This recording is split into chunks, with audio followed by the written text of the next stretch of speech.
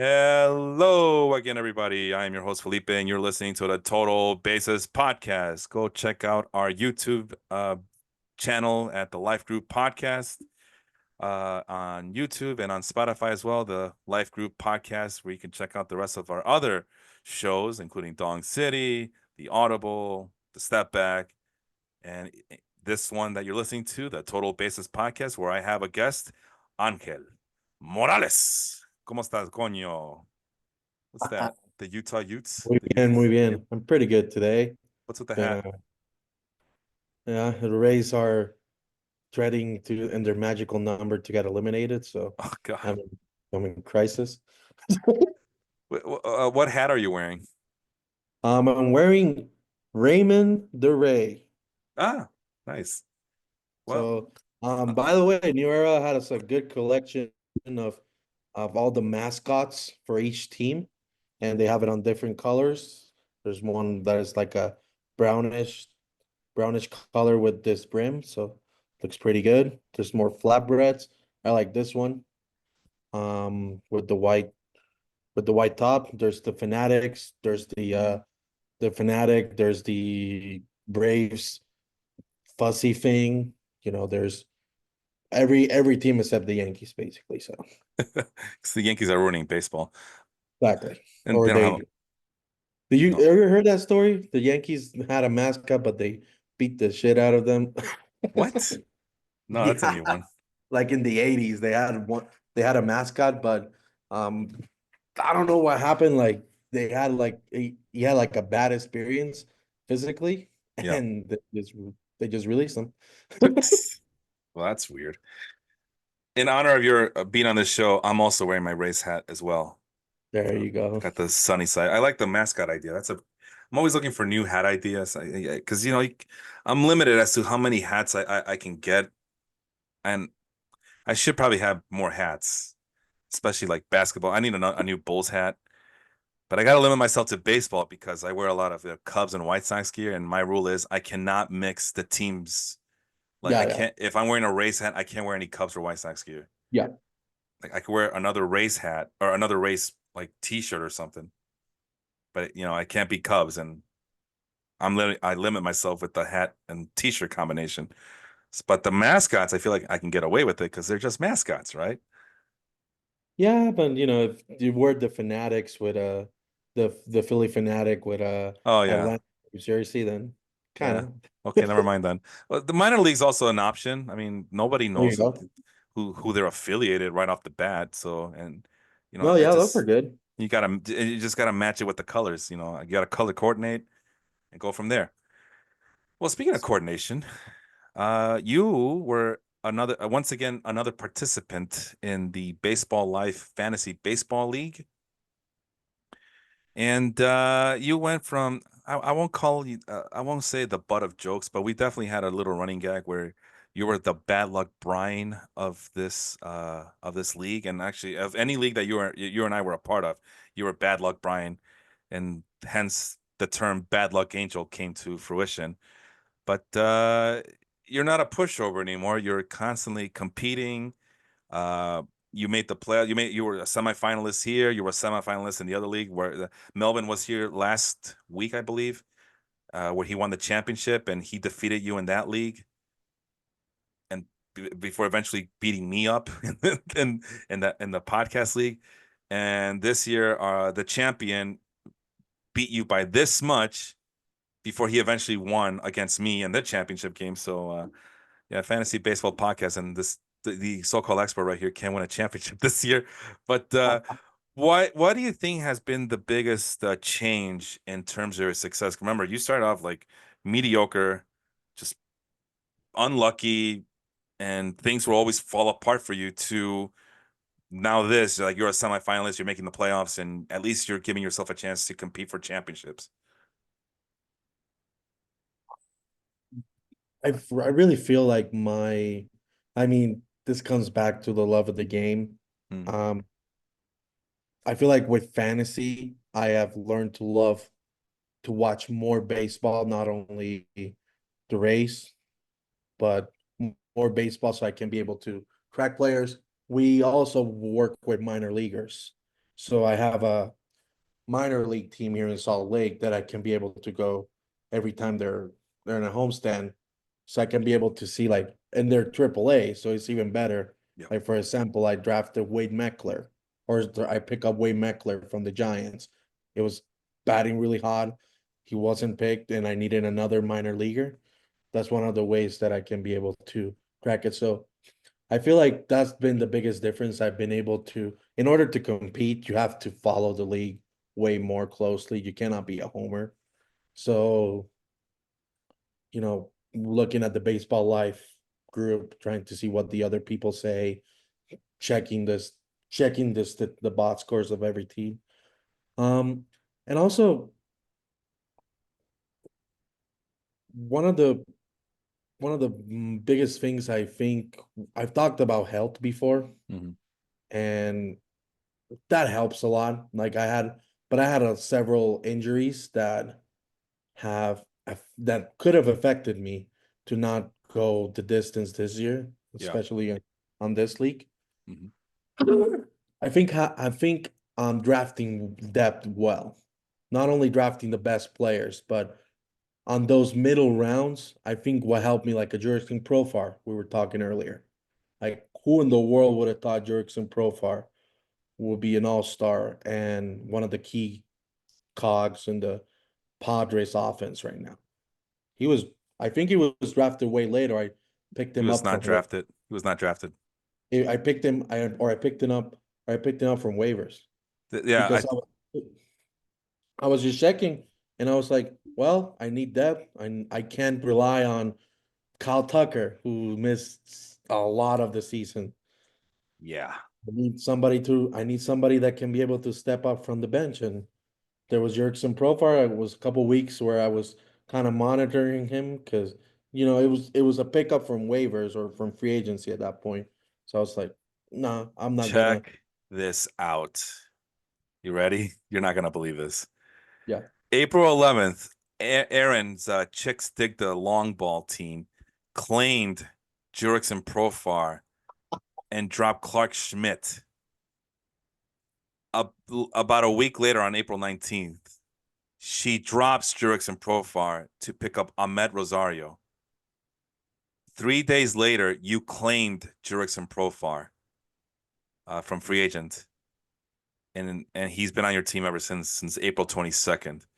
Uh, and Jurickson Profar I still remember the one of the first episodes we did when the regular season started was I challenged myself to select a player who was owned in less than 50% of CVS sports leagues.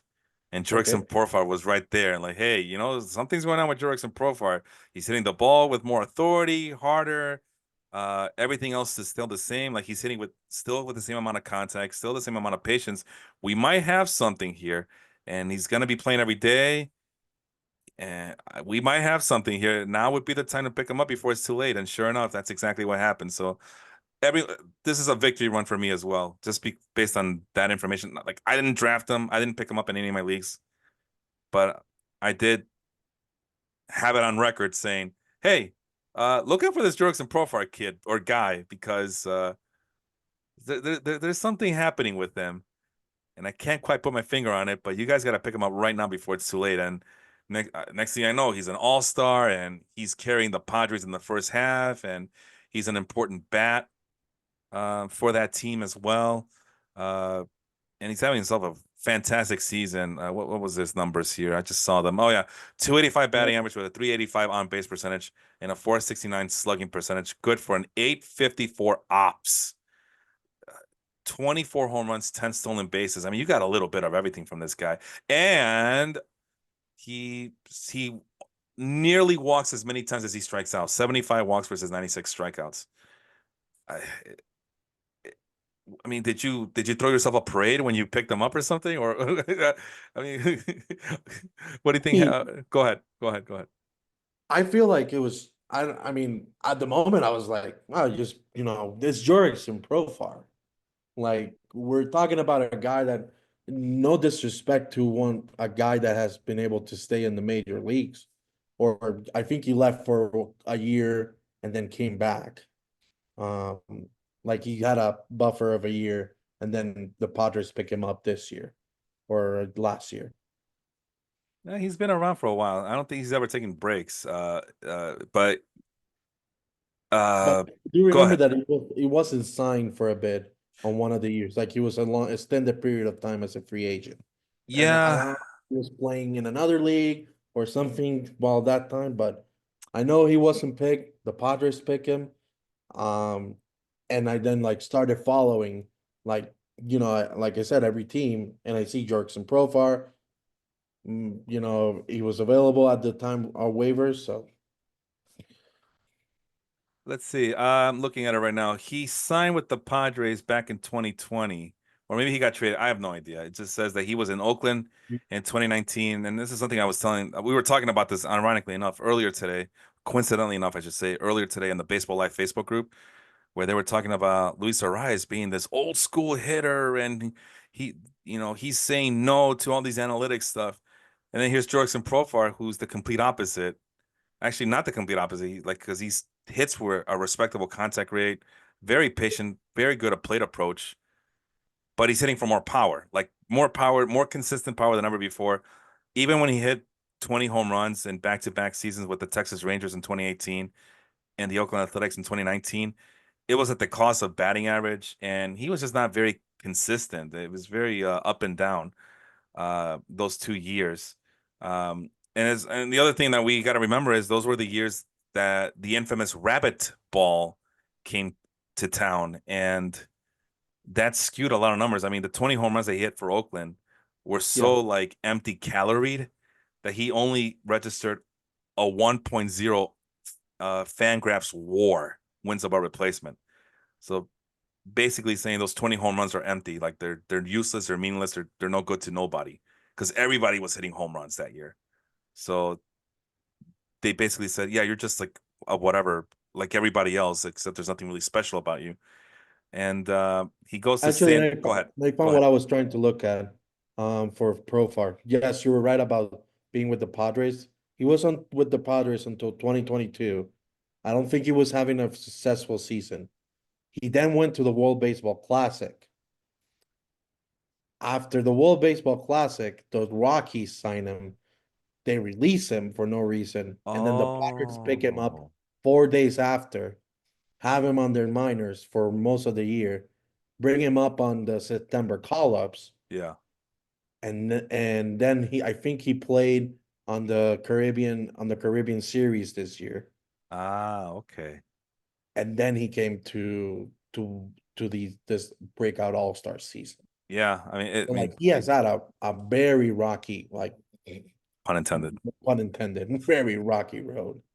I So see what you're saying. Yeah, I just hit the partial seasons over on his Fangraphs page, and it does show Padres and then the Rockies, although it doesn't say when he signed with the Rockies yeah, or no. You can whatever. that's why I had to go to MLB.com with the latest transactions.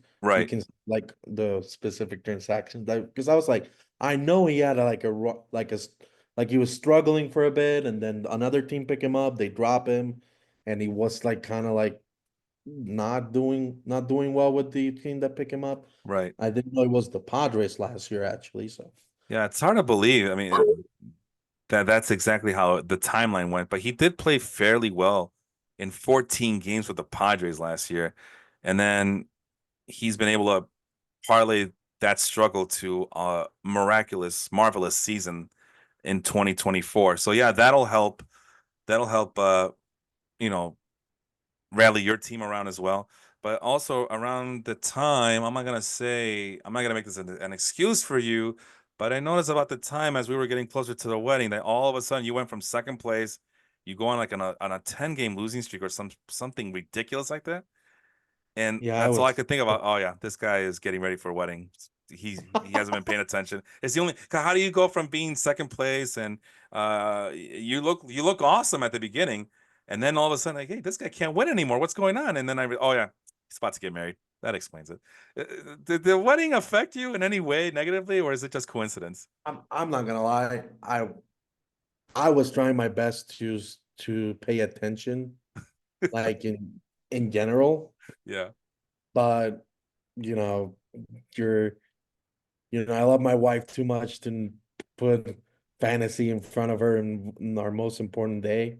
So I was trying to be her moral support because honestly, like she she did amazing stuff that I couldn't even imagine for that day. But I was her moral support. I was right then and there. So I would check the team at 1 a.m. on or at 6 a.m. or 7 a.m. when I got to work Yeah. on Monday before just to see like what players are not injured and all that stuff. So Yeah, that's no, man. Only reason I was able to be there for my wife when my daughter was born was because of the pandemic. uh Otherwise, like, yeah, I would be bottle in one hand and checking the box scores in the other one.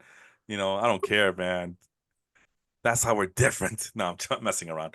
Um, so I I had don't a blame feeling you. that's what that was happening. Go ahead. No, I don't blame you. I mean, it's just it was just too much of a load, too much of a burden for me to not to dismiss my wife. So I was like, nah, I gotta. But you still bounced back, and I don't what place did you finish in? I'm I going finished third. in the standings, in the regular season Yeah, standings. You finished third. yeah, You were the third seed in this league. yeah. Oh, okay. I So see. like That's not too bad. I dropped from because I was fighting all the time with Andrew. Andrew O'Sullivan, and we were like back and forth. Like one game, it one on the first matchup of the week, he would win, then I would win, then he would win, then I would win, and then it came that big streak. And I was trying my best. Like sometimes I would be like, man, I don't know what I'm trying, want to know what I'm doing wrong. Hmm. But I bounced back and I was like, okay, it was just like a bad streak for the Yankees in the middle of the season or the Phillies or something, right? Right. Like a powerhouse team. I felt like I was a powerhouse team. I mean, Hannibal humbled me, but Well, it wasn't handleable. It was Shohei Ohtani. That's what it was. Getting hot at the right time. So it has to be right because there's no other way. He'll explain yeah, it next time when I see him. He'll explain it to us. But go ahead. I'm sorry. no, you're good. And it was the guy that I've been advocating for MVP. So some poetic justice there. I had to bite the bullet on that one. I'm like, okay, I'll take that. And there's other play. I mean, well, like I said, I'll save it for another day when he appears on the podcast because, like I said, I want to hear his side of things because yeah, and he too was going through some uh big moves as well. Like he had a lot of life changing things happening here. Um, yeah, it seems like that was the issue with a lot of folks this year that they were going through a lot of changes. But you know, I don't want to be too critical either because I know how hard it could be. I know how hard it is to balance things. But no, man, and for me personally, I just I'm too obsessed with this to not pay attention. And I'm not saying you guys are doing a bad job of paying. I mean, it's still a competitive league, but I did notice that there was a lot of losing records this year. And it could be because Well, Andrew yeah, and we racked up 30 wins. You were dominating as well at the beginning, but I mean, at one point Henry was in last place. He finishes in fourth. You know what I mean? yeah, Or thereabouts. Mike Harvey was also vying for that third place spot, and then he went as low as seventh and eighth place. You know, kind of on the bubble to make the playoffs because eight teams make the playoffs. yeah. Sean, I mean, he's going through some things as well. I mean, everybody's going through things, right? Um, yeah, I see like this group of people that we have, great group of guys, great group of gals here, but one by one, I mean, I could tell what they were going through. They were going through a lot this year, and they still somehow managed to. It's not the most impressive of records. You got 21, 23, 20 and 24, 20 and 24 vying for playoff spots. But I know what they're going through, and I got to be mindful to kind of show some compassion. So I don't want to be too critical because this was a tough year for everybody this year, and I don't know what it is, but at the same time, these guys are making moves, right? It's not like they're sitting on their laurels and just going with the flow and putting their lives on neutral. They're trying. I mean, you're trying. outside of fantasy in your real life, you're also trying to make big moves, and you made the big life change of getting married. You know, uh, Yeah. I know that one guy, actually, a few guys had some really bad things happen in the last year or so. So their minds were elsewhere, and I don't blame them. One guy was trying to make a big move from one state to another one, and still looking for work. So while he's looking for work, he's hustling for all these other doing these side hustles just to make ends meet, pay the rent and stuff like that. Another guy went through a series of just bad luck. No, again, no pun intended, but just a series of bad luck. And we didn't know if he was going to play this year or not. But he showed up. He made the playoffs. You know, made a valiant effort.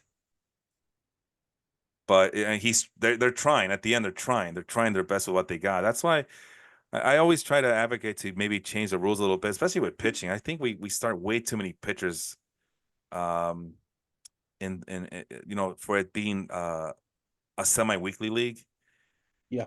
and I guess that's a good bounce off. What's going on with pitching, bro? Aside from the injuries, they're still striking out a lot of guys. The technology is there to really maximize potential, but there's no pitching depth anywhere. There's the elite guys, but then there's like once you get to a team's number three, number four, number five, for some of these other teams, it's like almost non-existent. There's no pitching that you can count on in the minors. David Festa, who I had high hopes for this season, couldn't be trusted, and I had him as a top five prospect, pitching prospect coming into the season because I felt like he was in a good situation with the Twins, and he was just like all over the place, up and down, like deep deep valleys and inconsistent peaks, right? And outside of Paul Skeens, it was a crapshoot. Whereas last year, I feel like every time somebody got called up, they were money. Yeah. If anything, That's just true. for a week or two. This year, it's like, no, don't. I don't want any of these of these AAA pitchers. They suck. I mean, in your humble opinion, what do you think is going on in the state of pitching as of right now in 2024? I would try to search if I feel like the as you with pitching, but it kind of flipped with offense. Like I was picking more and more offensive players Hmm. that were producing at the time. So maybe the offense just got better. Like with Nope. the could be, and if not, then maybe I'm wrong. But maybe there were hot streaks with players that were I was picking more and more at the time. But I don't know. I mean, could be the velocity, could be the lack of command. Hmm. So It's I can't explain it's it. very frustrating. But the one thing I will say is like all these fancy schmancy rules that everybody was happy. Well, I'm not gonna say everybody. But for the most part, they were applauded, right? And it was a shot in the arm that baseball needed, and it did open up the offenses last year. It really did. Alex Robertson and I, he was a guest early on, and we did see the league. What do you call it? The league stats. Yeah, And yesterday was an offensive explosion, and we know why. I mean, it was hugely assisted by these new rule changes. yeah, Fielding was god awful, is what we found out last year. Fielding was super bad, like all time bad. That's how awful it was, and it was because they had to make an adjustment to the shift. The pitchers had to adjust to the game clock, and then come that was last year. Now 2024, we don't hear any complaints about the pitch clock. We don't hear complaints about no shifting allowed or no extreme shifting allowed. The players have adjusted, and everything's back to normal. Pitching is somewhat dominant. They're still striking out a lot of guys. Hitting is just inconsistent as well. And I'm about to share my screen for the first time this evening to show you what I mean. Over at the Fangraphs page, I'm just gonna modify the my screen a little bit so everybody else can see on the YouTube page. Now, how do I share again? It's been a while. I didn't share a single thing last week with Melvin. So that's a rarity for me. I always have to share something. Hold on a minute. Here we are. Oh, I gotta hit the share button. Can you see? the Fangraphs page up here? I am still waiting for it. Maybe it's a little bit on my part. I see it now. Okay. So these are the league statistics. And I went back to 2021 because 2020 shortened season and weird things were happening, not just in baseball, but all over the world. So 2021, we're gonna start fresh, right? And as you can see, and this is what I was talking about with a lot of people last year. So we made all these rule changes, and strikeout and walk tendencies are the same. Home runs are about the same. 2021 and the 2023 number, they're about the same.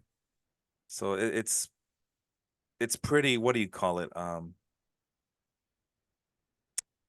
lackluster. Sorry. It's a lot of variance happening, a lot of randomness. But one thing that we did notice was a pretty big spike in average. You know, it went from 243 in 2022 to 248 in 2023. On base went up 8 points. Slugging definitely went up. I mean, we see it with the home runs here. Huge, more home runs, and definitely more stolen bases for obvious reasons. Which, by the way, 2024 that broke a record. So that is one that pitching and fielding have not been able to adjust. Go ahead. Oh, I thought you said something. My bad. Oh no, you're good. I I was am so just sorry. I thought you said you were chiming in. And as you can see, batting average on balls in play, obviously with the new extreme shift, 297, which as you see, that's a career, that's a 4-year high from beginning from 2021. So the rules worked, but they only worked for 1 year because now the home runs are not as easy. They're back to 2022 numbers where it was difficult to hit home runs. Runs scored are back to 2022 numbers. Stolen bases, like I mentioned, yeah. I mean, got Shohei Ohtani and Nelly Villa Cruz stealing everything in sight. But walk rate went back to the 2022 numbers. Strikeout rates are about the same as they have ever been. They hover anywhere between 22.5% and up to 23% strikeout rates. Isolated power went down. BABIP went down from last year, and batting average went back to the numbers we have been used to in this decade. The 243, 312, barely a 400 slugging percentage. That's what we've been used to in the last few years of baseball. So offense is kind of staggering there. Well, did the fact that there was no more extreme shift, did that change what do you call it? The way hitters were hitting? I mean, did anything improve? Did anything get better? No, they actually hitters doubled down on this launch angle. They actually they're increasing their fly ball rate despite the fact that there's no more extreme shifts. Hell, they were increasing it last year when there was no more extreme shifts. They basically gave these batters, hey, you now have a large gap in the infield. Go ahead and aim for it because there's no extreme shifts anymore. Joey Gallo, Max Kepler, all these Jorge Soler, all these guys that were struggling against the extreme shifts. And it's like, that's cool, bro. We're just gonna keep hitting the balls in the air. well, I mean, whatever the wherever the players are positioned, you can't catch it on the on the bleachers in the outfield. Yeah, or So even in the gap to a certain point. But yeah. the idea, and everybody in baseball life was, well, not everybody, but a lot of people were like, hey, now this is going to open up athleticism, this is going to open up more excitement because there's going to be more balls in play, no more launch angle, you can't go launch angle all the time because now you have all this free space, you have all this free area to roam and hit the ball to. And no, these hitters, they're like, yeah, that's not where the money is, man, unless you're Luis Arraez, but that's because he simply doesn't have the capabilities to hit for much pop. Here's the statcast numbers. And right there, launch angle. It's still climbing. It went up by 1/10 last year. This year, it's now over 13.4 degrees. So they're not stopping. These hitters are not stopping. They have more space to try to hit, more action. The defense is doesn't have an extreme advantage like they used to anymore. Hit them where they ain't. That's what baseball wants you guys to do. Hit them where they ain't. And major league hitters are going, nah, we're just gonna stick with what we know, and we're gonna do it more now. We're gonna hit with a higher degree of launch angle now, and it's kind of having mixed results. I mean, hard hit rate is down from last year, barrel rate is down from last year. So it's a mixed bag of things. Exit velocity somehow went up, but that's a weird one to diagnose there. Or explain Yeah, as to why. looks Probably like because the launch angle went up. Go ahead. I'm sorry. no, I am so sorry. That's the max EV. yeah, Sorry. The exit velocity went down slightly. Go ahead.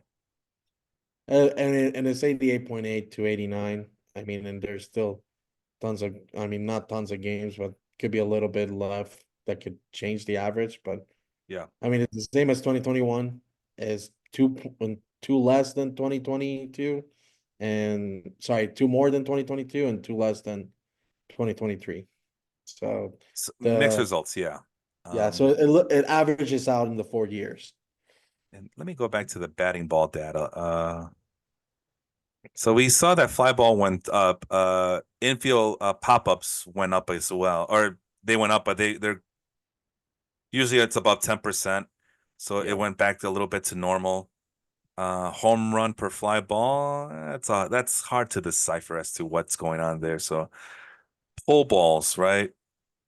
Ironically enough, they were pulling the balls. Well, yeah, of course they're gonna pull the ball more because there's no more extreme shift last year. And this year they went back to 2022, 2021 numbers, which is very odd.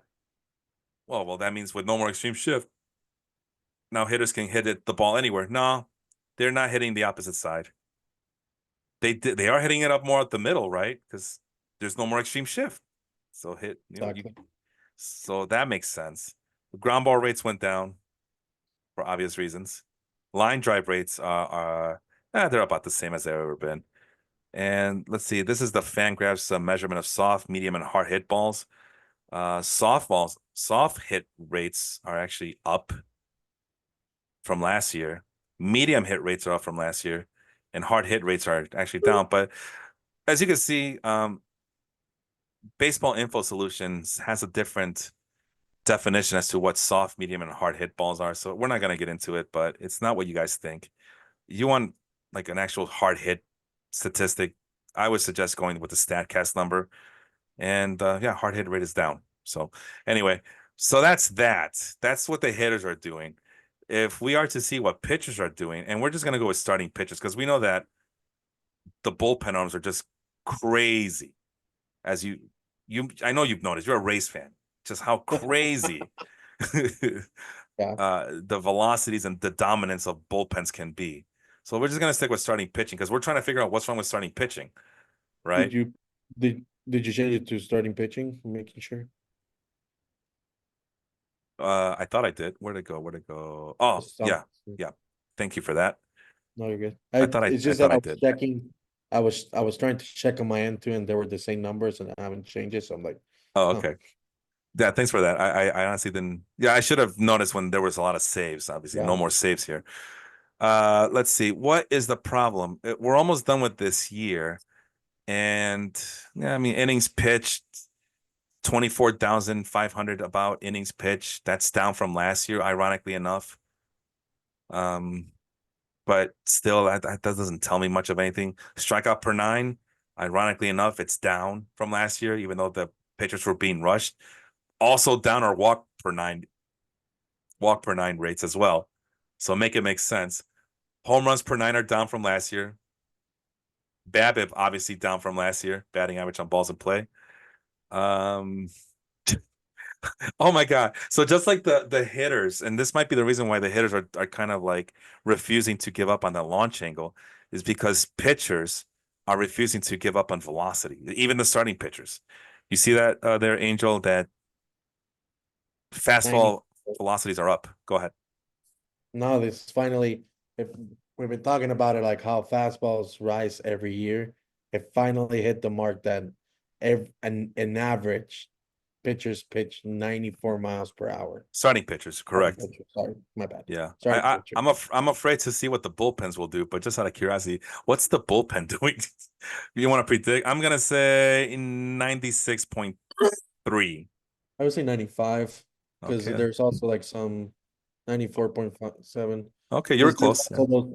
there's also those like submarine pitchers. There's still some for no True, reason true. will lower the average. No, that's true. That's true. All right, let's go back to starting pitchers and see what they're up to this year. But shoot, this is the guys that are supposed to go sit 7 innings, Right. and and they're throwing 94 miles an hour every I mean, on average, they're pitching 94 miles per hour. As a hitter, you're kind of be like, well, shoot, I am one of the best world-class athletes in my sport, but I'm not perfect. Right. There's still reaction time to this. Right. So Right. so And on you got average, putting your bat, just putting your bat and then hoping that you hit the barrel with that velocity, it will go yard. So you yeah. just kind of like hoping that you just direct it to that's why launch angle comes into play. You just direct it into the direction that you want it to go. So Right. And it really does come down to power versus power because they all can't hit like Luis Arraez. yeah. And Melvin and I, we saw the numbers last week. I think there was maybe 6, 7, maybe 8 hitters that were hitting 300 this year.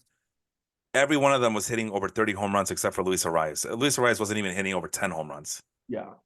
I mean, he's a unicorn.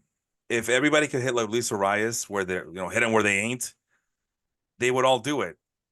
But for every Luis Arraez, you probably get like a Michael Garcia, maybe. That's the first name.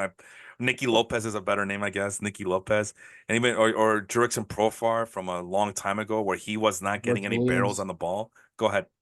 or an Edward Julian from the Oh, Twins. that's a good example. Yeah, and now he's nowhere to be found. I think he's back in the minors still. He can't stick with the big league team, right? Because I know that we had high hopes for him, but he can't stick around with the big league team. But I honestly don't know where he is at this point. I just know that I feel like he was a non-factor this season, despite the fact that he had a lot of hype coming into the season. Uh, right? I mean, have you heard much from Edward Julian? Because he was supposed to be. No, that's why it came to my mind because it's those type of contact players like Arraez. Like it's very impressive how Arraez has stayed because even based on like advanced metrics, not even so much advanced metrics, but OPS Hmm, or slugging, he's not like you want those numbers to be higher yeah, than league average. And yeah, Arraez, yes, he has a great average, but he's not hitting for power. So unless he's getting on base, which he's not a great walk drawer from the OVP, yeah. doesn't give you much value if he's not hitting the ball. Right. So, But like I mentioned earlier today on in the Baseball Life Facebook group, there's value in what Arias can do. I mean, oh no, yeah, and I see that. Like, the numbers yeah. don't, but like based on the numbers, based on how modern baseball is seen, Hmm. those numbers don't translate to a player that they will call, you know, on average, those players that you want on your team. You want those players. Look, I still don't understand how Kyle Schwarber with a 240 batting average in my mind, still leading off for the Yeah. Phillies. He But it gets on base works. because he gets on base. But it works. Yeah, he gets on base. Exactly. So It works. there's It's two ways of rock doing it, ball. right? You got Luis Arias, who I mean, both of these guys are gifted when it comes to Yeah. batting eye, plate approach, plate discipline. But Schwarber, well, the thing with Schwarber is, as good as his batting eye is, he's there for one thing and one thing only, and that's bash dingers, like hit the ball as far as possible, right? Luis Arraez, great plate discipline, great batting eye, great approach at the plate, but his approach is make contact, right? Just hit them where they ain't. Just place the ball as best you can, and that's both skills. I mean, we take it for granted, Angel, but both of these skill sets are very difficult to master. Oh yeah, no, for sure. It takes years and years of just practice and drills and things of that nature, and to become what you are, this consistent hitters. And I forgot if Luis Arias had a patient approach because the weird thing about Arias is that you're right, he doesn't walk, but he also doesn't strike out, and that there's value in that. Like, well, There's a happy medium there. yeah, Like for if he's not hit for power, at least he's not gonna strike out, and he's hitting the ball where the fielders can't get to it. So so for that example, that helps. I was watching like the great example is Ishiro, who didn't walk a lot, Yeah, didn't strike out either. But what would make up for it? The speed.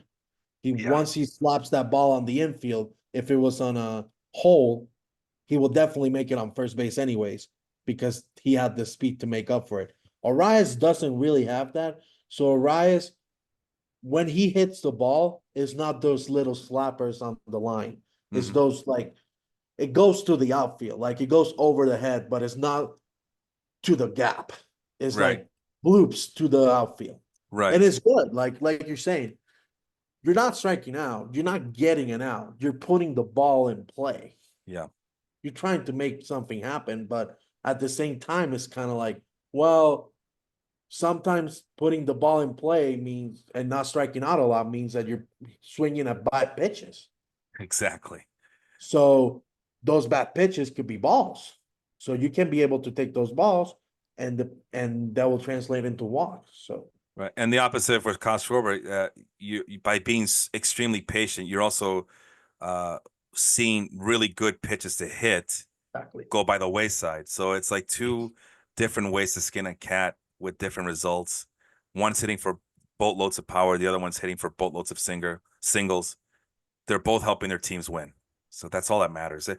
The only thing that I think there was a book, I think it was written by Ben Lindbergh and somebody else, and the title of it, the only thing that matters is that it has to work.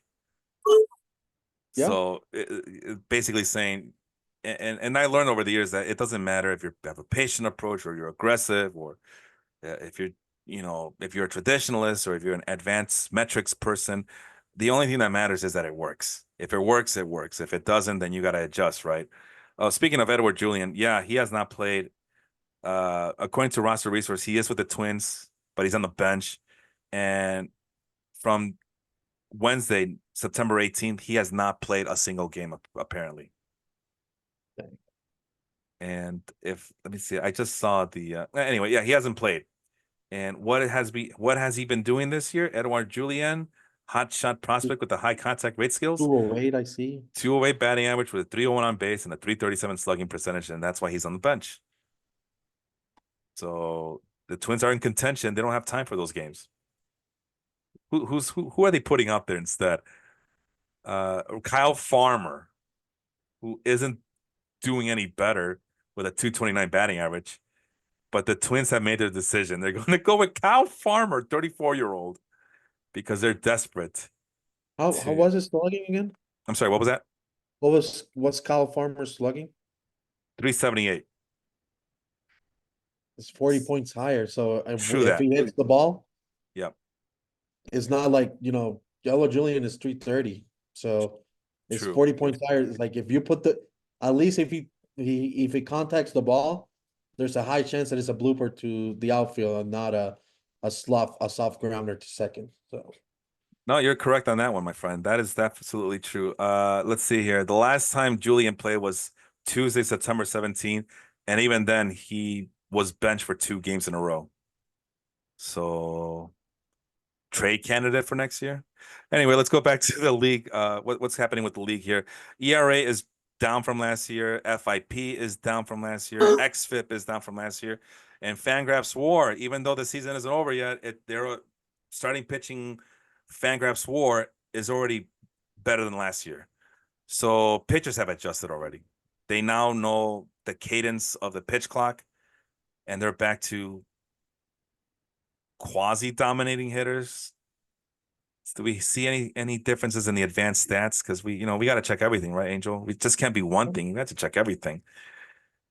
So let's take a look. Strikeout rates, they're about the same from last year. Walk rates are down, so that's a good thing for them. yeah. 245 batting average, that dropped. And it's back to 2022 numbers. The whip, walks plus hits per inning pitch, that's back to where it was in 2022 and 2021. Last year now it shows that last year was an anomaly because of all those rule changes. Batted ball, I mean, obviously it'd be the opposite. There's more obviously there's more ground balls than fly balls, right? Yep. Yeah. Yeah, so fly ball percentage against is up by 0.6 of a percentage. Ironically enough, ground balls are going down, but again, that's launch angle, right? So that's just the launch angle. Anyway, we know we saw that already with the with the with the hitter. hitters. And finally, we got to double check our work, like you mentioned. Oh, that's weird. It's the opposite. What was it? 88.8, right? Or was it Yeah. for hitters? It says here 89.0 for starting pitchers. Oh yeah, right. Because this is just the starting pitchers, right?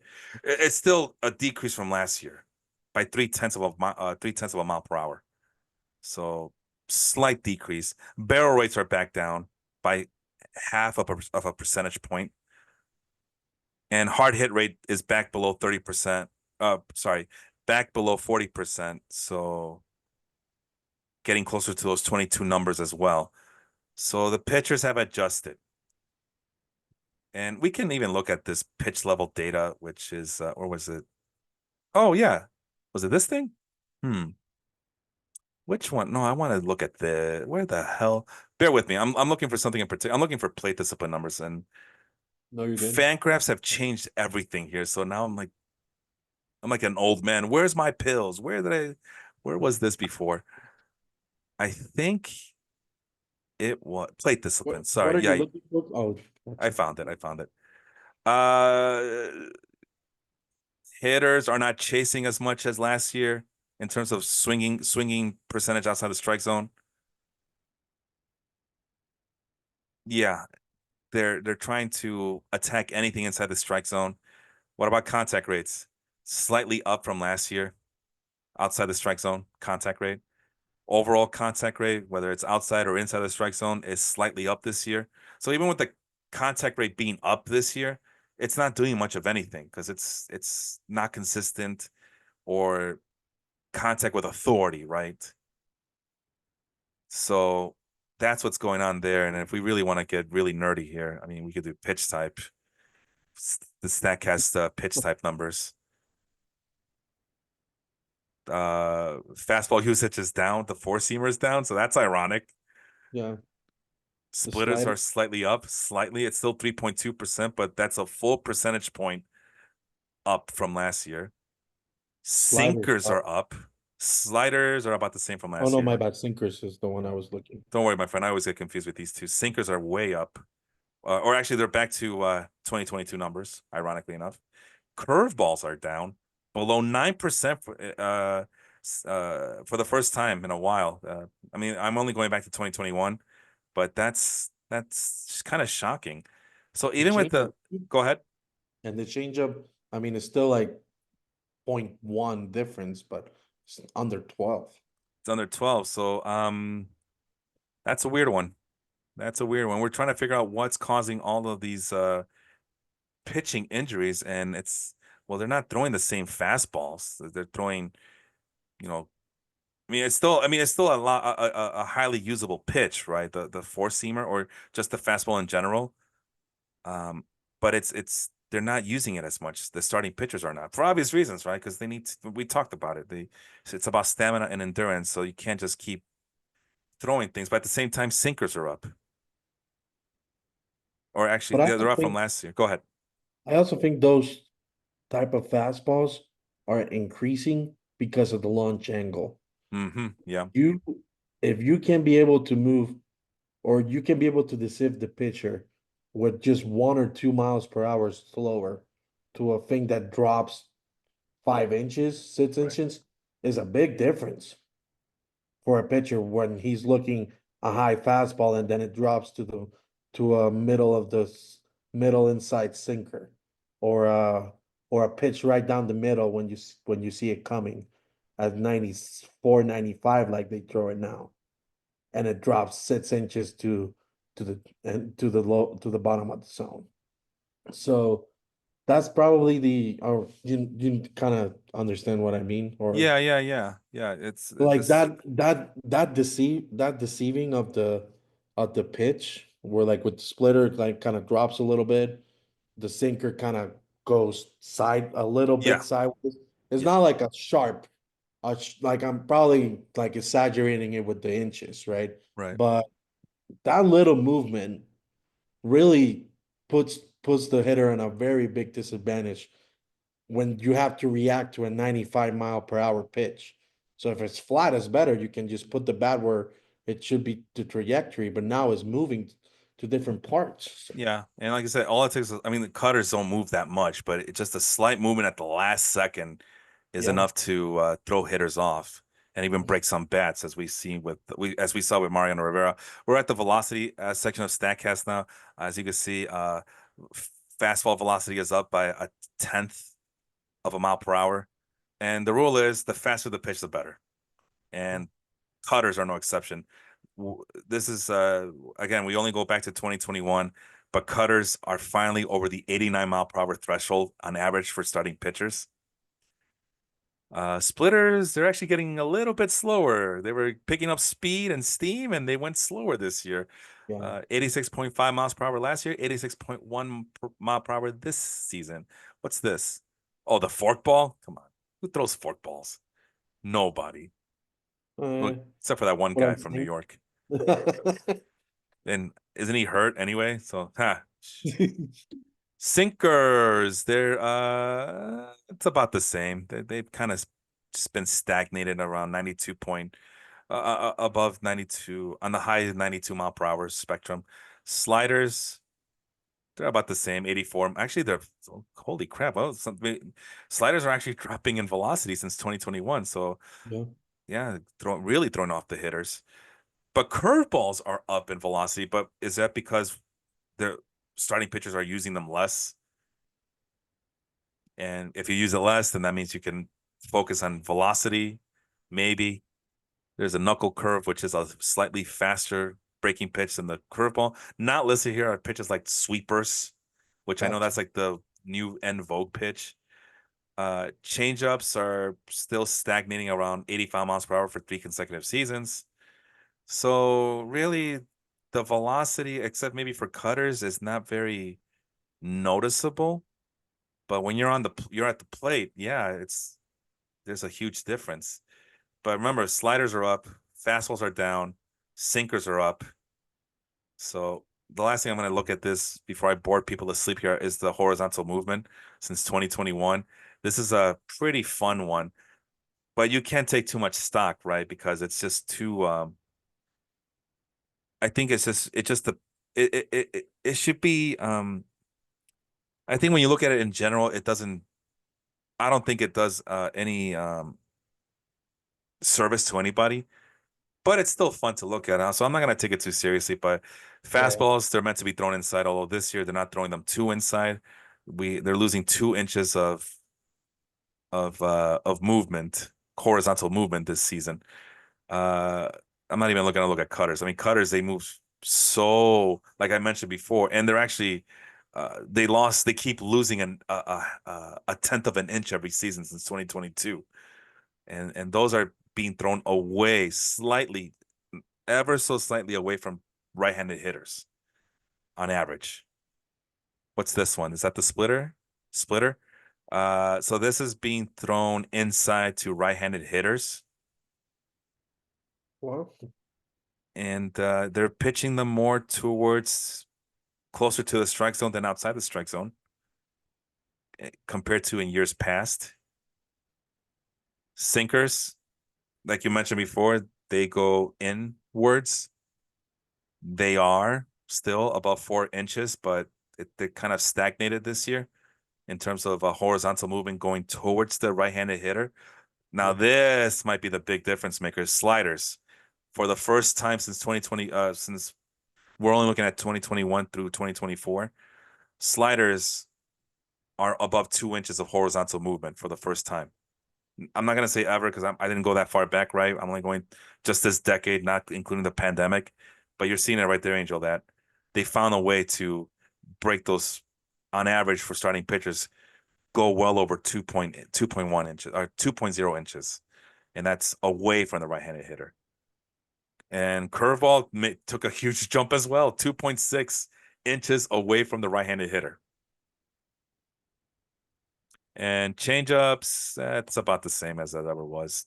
But 2.6 last year was a spike, and then it went back to negative, and I should say negative 2.6 in 2023. In 2024, it went back to 2022 figures, negative 2.1. So it's still going inside the right-handed hitter, but not as much. Am I making sense here, Angel? What do you make of any of this that I just spewed out right now? I mean, I'm very surprised. Maybe because for example, just to understand, zero is the middle of the plate. Yeah, correct. So the fact that they are just throwing away the curveball, I mean, in my opinion, is kind of like a throwaway pitch now. Instead of like using it for strikeout, just letting see if like the hitter bites. Yeah. If not, then just Throw this. resort to like what that's what the number tells me with what I see on a daily basis when I watch games.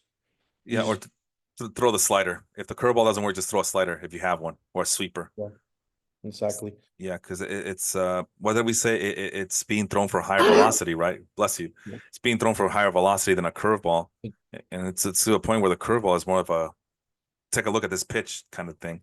And that's not to say that curveballs are not used for strikeouts either. I mean, Yeah. nothing's prettier than a guy throwing a 12-6 curveball, and hitters You are just just mystified by it because of the slow velocity, as we mentioned. But actually, what did we say? Curveballs are the velocity on curveballs are up. yeah. So I don't know. So maybe that's why it's like a 0.6 inch disparity because they're trying to throw it as hard as they can and it just goes more Yeah. soft. Spin rate. There's an emphasis on spin rate, like make the more Yes, revolutions, make it spin that's true. harder. This makes if it spins harder, then it's thrown harder. That means there's more velocity and hitters can't keep up with it. And if it's too slow, I mean, yeah, like you mentioned before, deception and timing, it throws the hitters off. Eventually they catch up to those slow curveballs though. They see them enough times. So but the rule of thumb is, and we heard this from guys who are smarter than me, like Eno Ceres. Eno Ceres would say, you know who Eno Ceres is, right? I'm not throwing, yeah, from the Athletic, Yeah. right? The Rights and Barrels podcast, brewmaster Eno Ceres. He likes IPA beers. Eno Ceres says that the higher the velocity of any pitch, the better it is for the pitchers. That's what good stuff is made from. Good pitching stuff is made from high velocities. That's just the way it is. So he's smarter than I am. He knows more than I do. So I'll take his word for it. And this is just stuff, numbers. Yeah. We don't need to get into it. But I am kind of curious to see what it would look like from the bullpen standpoint, just out of curiosity. And we can move on to something Probably the else. tough plus. That's a good. Yeah. And it's new to Fangraphs. So I'm happy with that. What was I looking at? I'll Yeah, I go with wanted to see the slider. Yeah, look at it for. Oh, look at this idiot. Look, slider right here. Sorry, I was looking at sinker. See, I told you I get confused. Slider, they're not above 2 inches like their starting pitching counterparts. They're still below 2 inches. But are they below 2 inches because they're trying to throw it as hard as they can? How do I get to that number? Is it this thing? Pitch modeling? No, pitch level data? Velocity, right? Yes. Then we go here, we sort it by year, sort it again by year. 84.8 miles an hour. That's a 4-year high for relievers. Interesting. Oh, the fastball? Yeah. It is really high. From in 2021, it was exactly 94 miles an hour for relief pitchers. We're up to 94.7 in 2024. The cutter is on 90s now. The cutter's a 90s now. Good eye. The sinker's at 93.8. That dropped for some reason. I don't know why. And yeah, so sliders, that's just crazy. Yeah, it's getting closer to 85 miles an hour. What was it for starting pitchers again? I forgot already. Right. Sorry. Let me double check and then we can move on to something else. I know. Yeah, so 85 for relievers, 84 for starting pitchers. And this is Is this the crazy thing. Like, imagine coming to the game, you're facing the same pitcher 3 times, yep. and then you're thinking, oh, the pitcher has dominated us today. We don't won't be able to see any nasty stuff now, right? Hmm. And no, boom. You bring somebody out of the pen that throws 95 miles per hour on average. And the next guy You throws 97. yeah. And like you said, the next guy throws submarine. And that's the other thing. Right? This is something that Sean pointed out to me a long time ago. Sean Flannery, my ex podcast partner, uh, they come from different release points. Like your Rays team, he used to marvel at how the Rays were able to do that. You got one guy who throws up here, and then they bring in another guy from the bullpen who throws down here, and then another guy who throws near the touching the dirt, and then you Yeah. bring in a guy who throws way over the top. And that's something else to consider nowadays is release point angles and things of that nature. The last thing I'm going to show you here, Angel, fielding. All right. And This these is are where we just, talk about the early in the season, the big difference. yeah. And I thought there was a big difference. What the hell? This looks different than what we were looking at earlier in the season. But I mean, you can see there from the good fielding plays that once the new rules, and that's the RGFP number that you see here that I'm kind of hovered over, the good Yeah. fielding plays, part of the calculations that we come up with to get a defensive run save score. Yeah. Once they instituted the new rules, look at that, -11 last year. That's a 4-year high. -4 this year, improvement. But I could have sworn I saw other numbers where it showed really bad defense last year overall. But there it is, 273 DRS last year compared to 537 in 2022. The higher the number, the better here. 537 total for all fielders in 2022. They bring in the new rule changes, 273 with the banning of the extreme shifts. And now we're back to 436 this season. So a little bit closer to normalcy here as fielders are adjusting, right? Am I in the right thing? Fielding league stats. Yeah, I am. 21, 2024, all positions. Yeah, I could have sworn I saw something else earlier in the year. But if you look at things like UZR, uh, if we are to trust these numbers, which I don't even know anymore, they were fielding was at its peak in 2021 with this ridiculous 24.4 ultimate zone rating.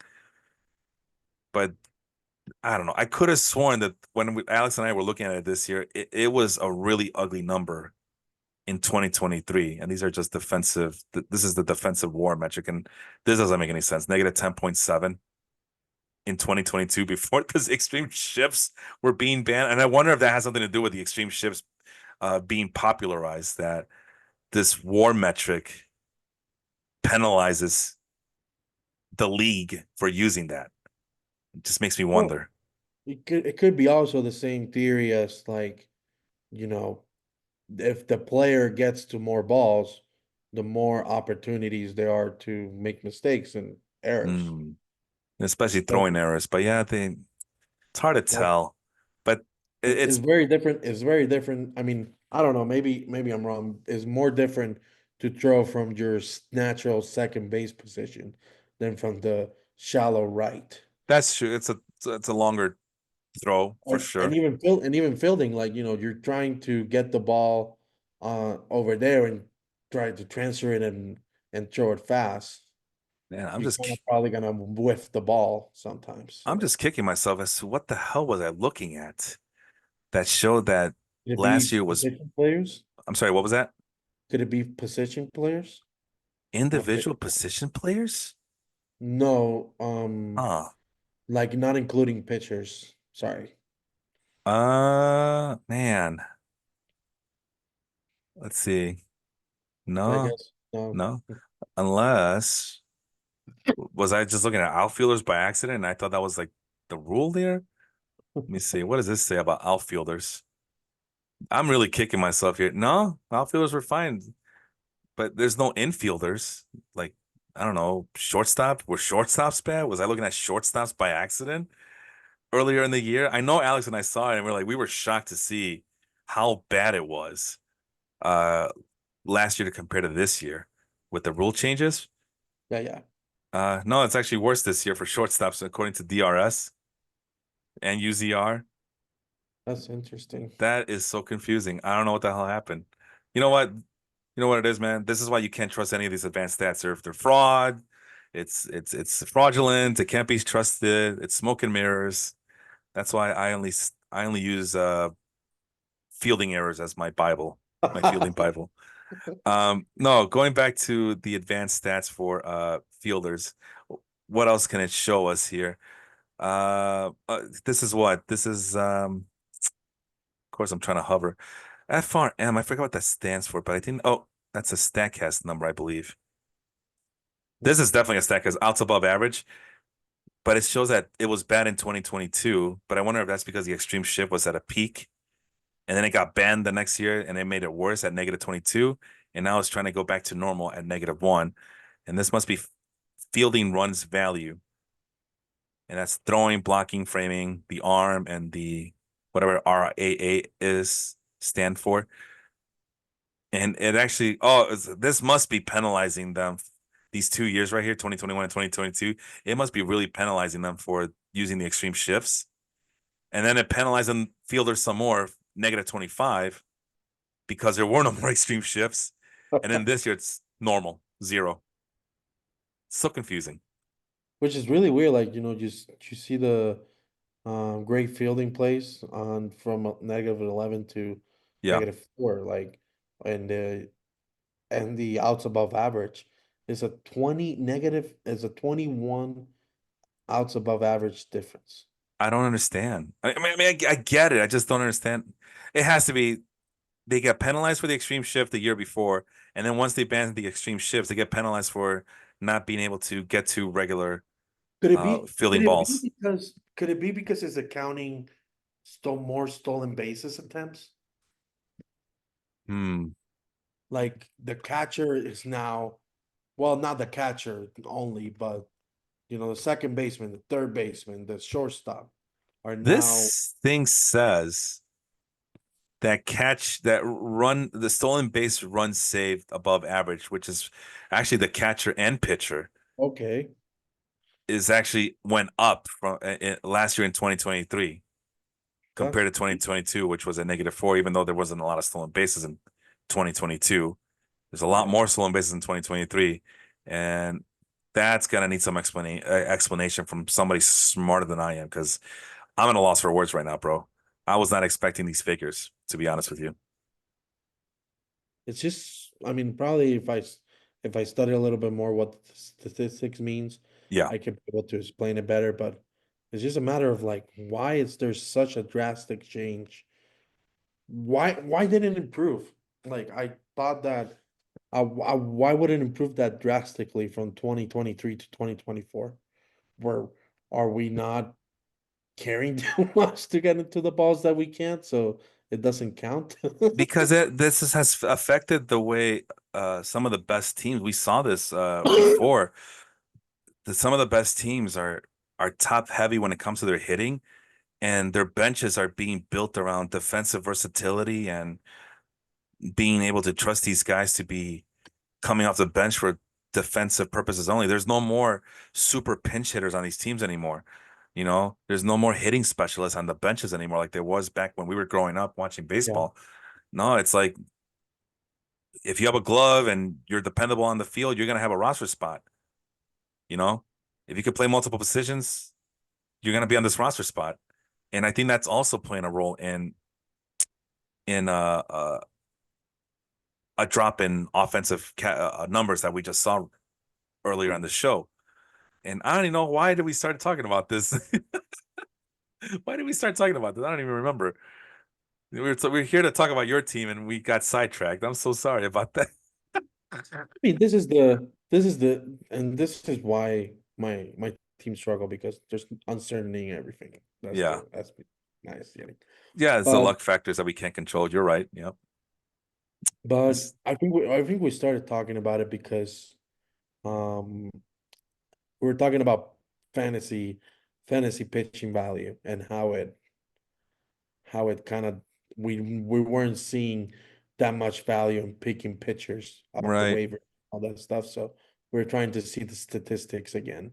Yeah, See, and it's a mixed bag of things, right? Because there's some things that pitchers are doing super well, and then there's other things that they're not doing well that's causing all this chaos. But we're gonna see right now who the best players in our Fantrax league was. Remember, you got that little score on the yeah, player stats as soon as this thing loads up. I think it was the second tab I was using for that. At least I hope it was. And it I think was it's not. That's your team. My bad. that's great. No, you can. Try again. There it is. And sure enough, the number one guy on this list is Tariq Skubal. And where did Tariq Skubal go? It wasn't in the first round. He wasn't pick number one. He must. Where do you think Tyree Skubal was drafted this year? What round? mean, I think in terms of pitching, maybe in this third or fourth round. I'm gonna say the fifth or sixth round. Okay. Oh no, well, yeah, of course Sean's gonna pick him in the fourth round. So that's Sean doing it. I know I drafted him pretty late in the ESPN league, Okay. and he was a kind of a not relatively late, not like super duper late. I mean, that'd be embarrassing for you guys, but I think like sixth or seventh round for me. But Sean wasted no time. Like I want him in the fourth round, he says. I'm not taking any chances. But he also drafted Ellie De La Cruz and O'Neill Cruz back to back. He was trying to be too cute there. Um, but The Ty other one was Skubal, go not ahead. a. I was very critical of Sean. I'm sorry. I'm just expressing my opinions with that cruise cruise missile crisis there. Yeah, Um I will give him his props. I think Ellie De La Cruz, um I wouldn't have picked him still, but I can understand the pick. yeah. The O'Neill Cruz one was I still gonna say that was That not was a little bit don't be biased. way out of center field, I guess. There's our guy Corbin Burns. I mean, there's a lot of this started with Corbin Burns. We were talking about it off the air and in the Baseball Life Facebook group, and I actually had a deep discussion with Melvin. Why is he bad? Why is he struggling? We just realized that Melvin had Corbin Burns on his team, and he whooped your butt in the playoff matchup against him and the podcast league, and then Corbin Burns whooped my butt in the championship game. And as you can see in the baseball life league, 1, 2, 3, 4, 5, 6, 7. He's the seventh best pitcher or the seventh best player in this league based on whatever score this is. The score that Fantrax uses is a formula assessing player value tailored to your league settings used for comparing players. 1, 2, 3, 4, 5, 6, 7, 8, 9 pitchers are in like the top 10, top 11 or so. The only hitters in the first 10 that are listed here, Shohei Ohtani, Bobby Witt Jr. And here I am preaching like, yeah, I think next year I'm not gonna put too much of an emphasis on pitching. But at the end of the day, Tyree Skubal, I mean, you saw Sean pick him in the first four rounds. He's gonna probably go in the first or second round next year. Yeah. Zach Wheeler, I kept telling people this is the guy you need to get if you're gonna go with pitching early. You, Zach Wheeler might be the most dependable of any of those guys in the top 10, top 12 listed. But then you got guys like Seth Lugo and Chris Sale that there's no way that they were drafted that high, and more than likely you probably would have been able to get them off of waiver. You agree with I me think so far? You have Salugo. a different take. Go ahead. I think Salugo was the one that I'm probably gonna say, wow, I mean I know the Royals are having like a breakout season, right? Yeah, And Seth Lugo is like one of the main reasons why. But gosh, like he the got fourth best drafted. pitcher, he was drafted in the 24th round. That's crazy. Like on the 24th round, you got the fourth best pitcher on the league. And Jacob still sucked. The Jacob's team still was bad. What's the other one I was looking at? Chris Sale. Was he drafted? He was. Oh yeah, he was in the 19th round. For the 19th round, you got the fourth or fifth best pitcher in the league, and Yeah. possibly a Cy Young winner. And there he went to Henry's team right there. So it's a mixed bag of things, right? And then Yeah. there's Corbin Burns, who apparently he's been struggling and sucks now. Excuse Well, me. like, well, this is the thing. Like, you gotta see it. It's a full season. Yeah, Like, correct. if you're gonna judge Corbin Burns for that bad stretch in August, then shoot, like that's panicking at the worst moment, especially in August when you're trying to make a great seed in the playoffs. Right. So Corbin Burns have been really consistent all year. He had a bad stretch, coming off the second half, and especially we saw like you can see like the games in August, he was um having 5 earned runs on a consistent basis, not going over 5 innings. So that will affect massively your ERA. But then, like in September, when you needed him most, he was your ace, like he's supposed to. Yeah. And Corbin Burns, I'm pretty confident that he would have been drafted a lot earlier than 24th, 19. He was drafted second round to the eventual champion. Corbin Burns whoops my butt in the podcast league, and he whooped my butt in this league as well. On So between Corbin Burns and Shohei Ohtani, I could see how Handleable was able to win, despite the fact that he might have forgotten to set his lineup. But there you are, number two best player on the team, and he also has what, three, four, five, six, seven, the seventh best player on the team as well, in the entire league as well, on one team, and that was a championship team. Oh, eight, nine, and then he also has Dylan Cease. So no wonder I got my ass whipped, you know. And it shows here, Angel. My team is nowhere to be found. I got nobody, bro. Who's my best player? Bryce Miller, who I had no qualms about benching if the matchup was not right. No wonder my team sucked this year. Bryce Miller was my best player. Yeah, I think I only have one or two in the top What is it? 20. TFR? Like Yeah, this? You have two, Jose Barrios and Gunnar Henderson, which is really good pick there. yeah. But it's a list full of pitchers, and it's probably about, but they're not the top 12 pitchers overall, like consistently. Yeah, you got Terry Scooble, Zach Wheeler, and Corbin Burns, but you also have a Seth Lugo and a Chris Sale.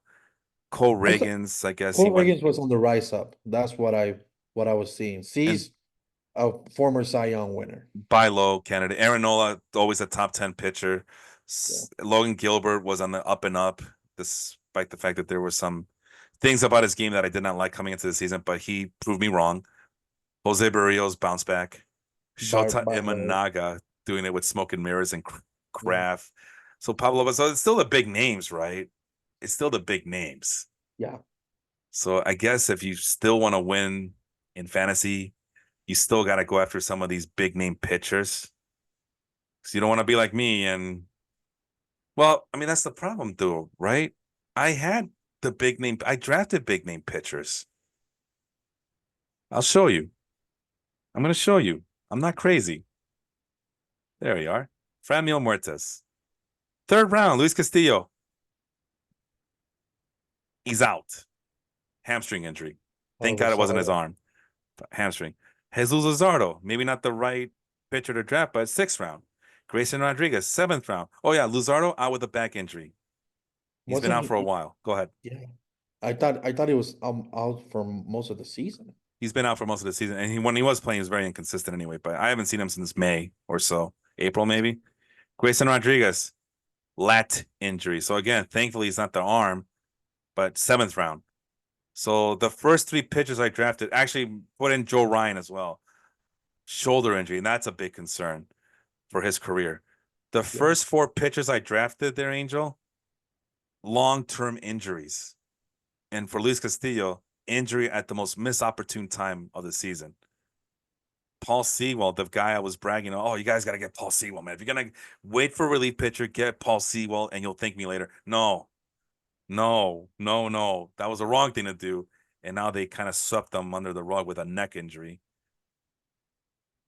Bailey Over was the goods, but Bailey over. Bryce Miller is my best player on a team that has Jose Ramirez, Trey Turner, Ozzy Albies, Jackson Churio. No, Bryce Miller, 14th round pick, was my best player, and this is why I lost, because I was depending on a 14th round pick to get me through things. But anyway, yeah, I drafted early the pitchers I thought that were gonna be give me the most value and be the top lift, the high risers. And they all burned me with injuries, and now I'm kind of wary. Maybe I should have waited and held off on starting pitchers this year. But it's one of those things. Damn if you do, damn if you don't. Go ahead. I mean, even if you go to my list, Yeah, I was gonna go there right now. Jose Uh, Berrios was not one of my top three pitchers pick, or fourth or fifth. And he was on the top 20 of best pitchers. let's take a look. And you're the opposite. You actually lost time with your hitters. Yeah. Kyle Tucker was gone for a majority of the year. Austin Riley, I haven't seen him anywhere in the second half, and it looks like he's going to be out for the rest of the season. Even if the Braves make the playoffs, they don't expect him to come back, it looks like. Did Max Fried play for you at all? I don't He played remember. a bit. He had like 13 wins, or maybe I'm wrong. Okay, so that's how little I've been paying attention to Max Fried. I never get Max Fried in any of my leagues, so that's why I'm asking. Oh yeah, he was out from July 11th until August 4th. So he missed time, and even at the start of the season a little bit, I believe, if I'm not wrong. Uh, Uh, maybe I'm May. wrong. No, he was playing. Yeah, so it was in the summertime. And when he did miss time, it was mostly because of they were giving him all these days before and after the All-Star break. So yeah, I that's how little I pay attention to Max Fried. But see, you went the opposite. You got your big horse, and then you got the second pitcher, like a really good uh number two starting pitcher. But then you concentrated on your hitters. But again, Ha-Seong Kim, inconsistent, and then eventually got hurt. Christian Yelich eventually got hurt again with another back issues. Will Smith, this is the dangers of drafting a catcher early, which little victory run for me if I have a chance later tonight, but we're running out of time. Did Christian Walker do anything this year for you?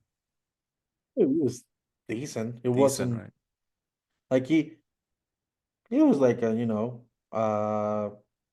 wasn't the world beater that I expected him to be this year again. But I mean, never has been. But I was thinking he's gonna get to that point this season. But I don't know, man. It looks like it appears to me that Christian Walker is more Josh Naylor at this point of his career than Christian Walker.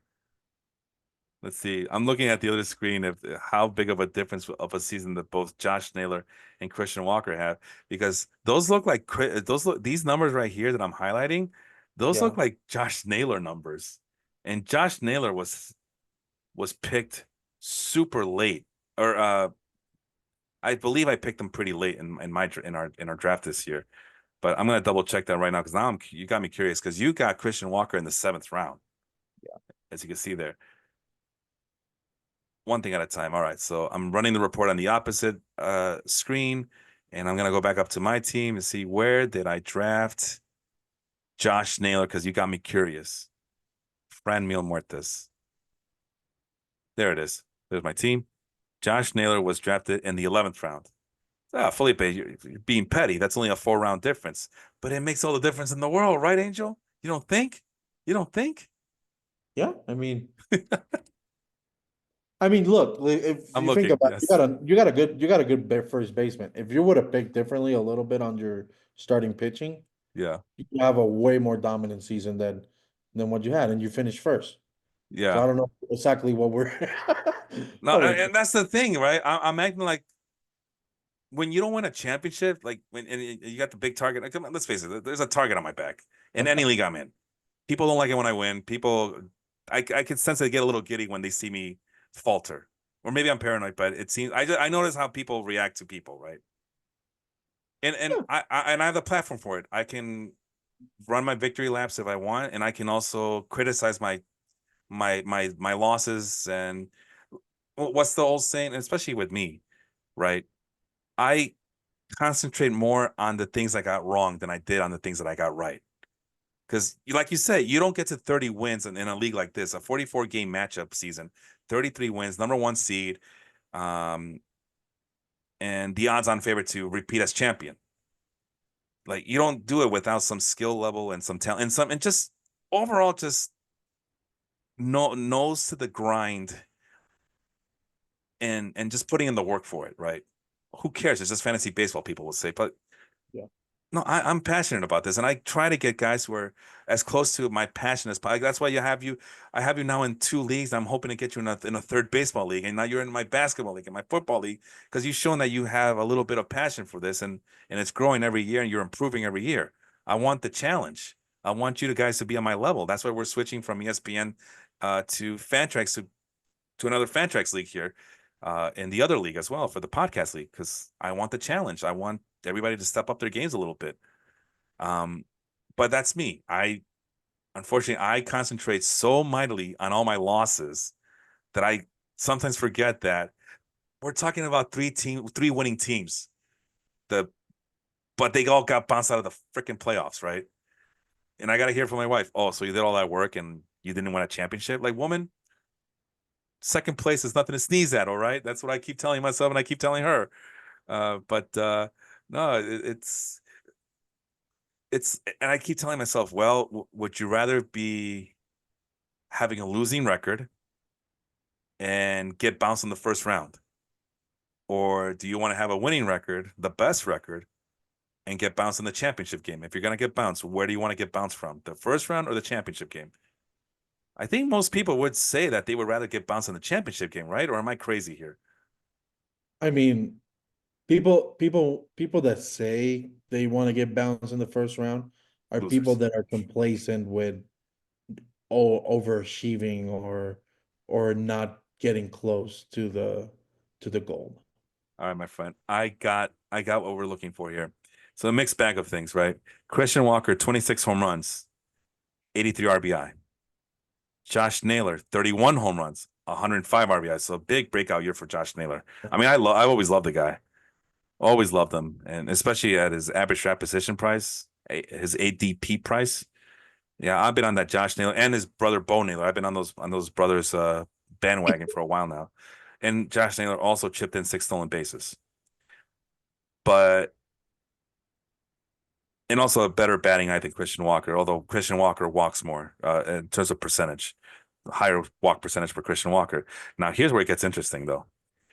Batting average, on base percentage, and slugging percentage, Christian Walker has the edge. Weighted on base average, Christian Walker has the edge. WRC plus, Christian Walker has a 4 point edge there. Wins above replacement, Christian Walker has it's three, beats him up by a score of 3 to 2.2 for Josh Naylor. So, like I said, mixed bag of things. But and the other thing is that Josh Naylor played a lot more games than Christian Walker, so kind of a wash, right? But I still believe, yes, the rate stats for Josh Naylor were much lower, but I got more value out of Josh Naylor in the 11th round than I think, than that anybody would have gotten from Christian Walker in the 7th round. Or am I just being nitpicky here? I'm a little bit, but it's not that big. It's not that, how can I say this? Like it's 4 rounds. So if Mhm. it was like you pick Josh Naylor on the 16, 17 round, I would have said, gosh, That's you impressive. kicked my butt on that on picking a first baseman. Like Yeah. you waited and you nailed it. Yeah. 4 rounds, you nailed it. Like you won that battle. But like for example, let's like if we I was focusing on getting hitters this year because I've had pitching on the past. So I wanted to make sure. Heck, Christian Walker, I had him the year before, and it was a trade with Sean. Mm. I got him for, I don't even remember who I traded. I've traded him for Aaron Nola. Hmm. Aaron Nola struggled. Ooh. And Christian Walker struggled.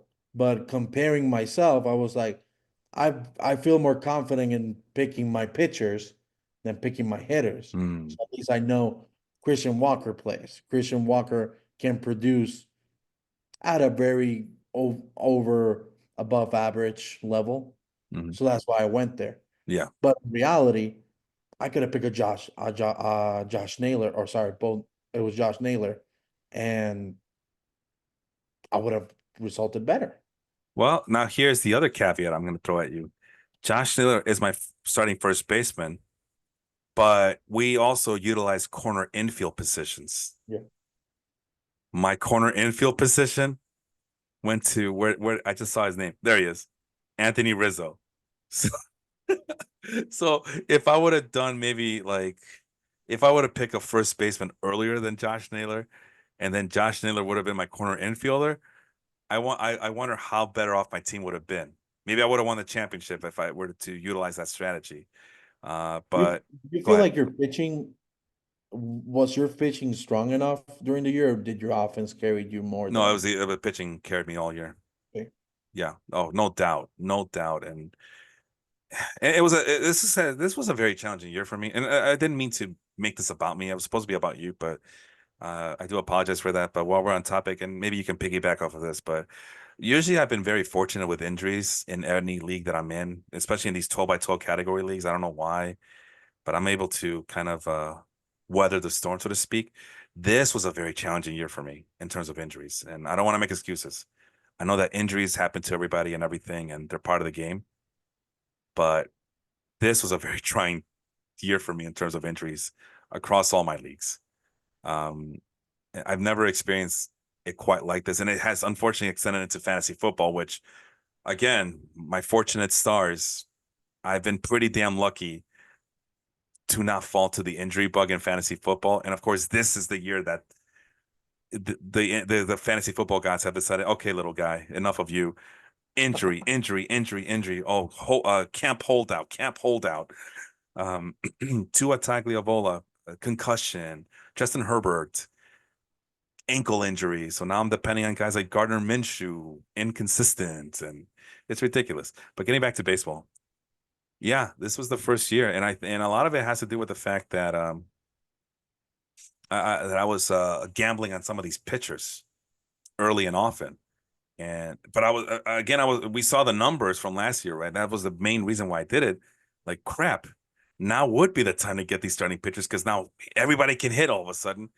So pitching's gonna be at starting pitch is gonna be at a premium because what we saw with the new rules and the complete opposite happened. We saw that pitchers adjusted, fielders adjusted somewhat, and hitters are back to doing the things that they were doing, despite the fact that now they have more space.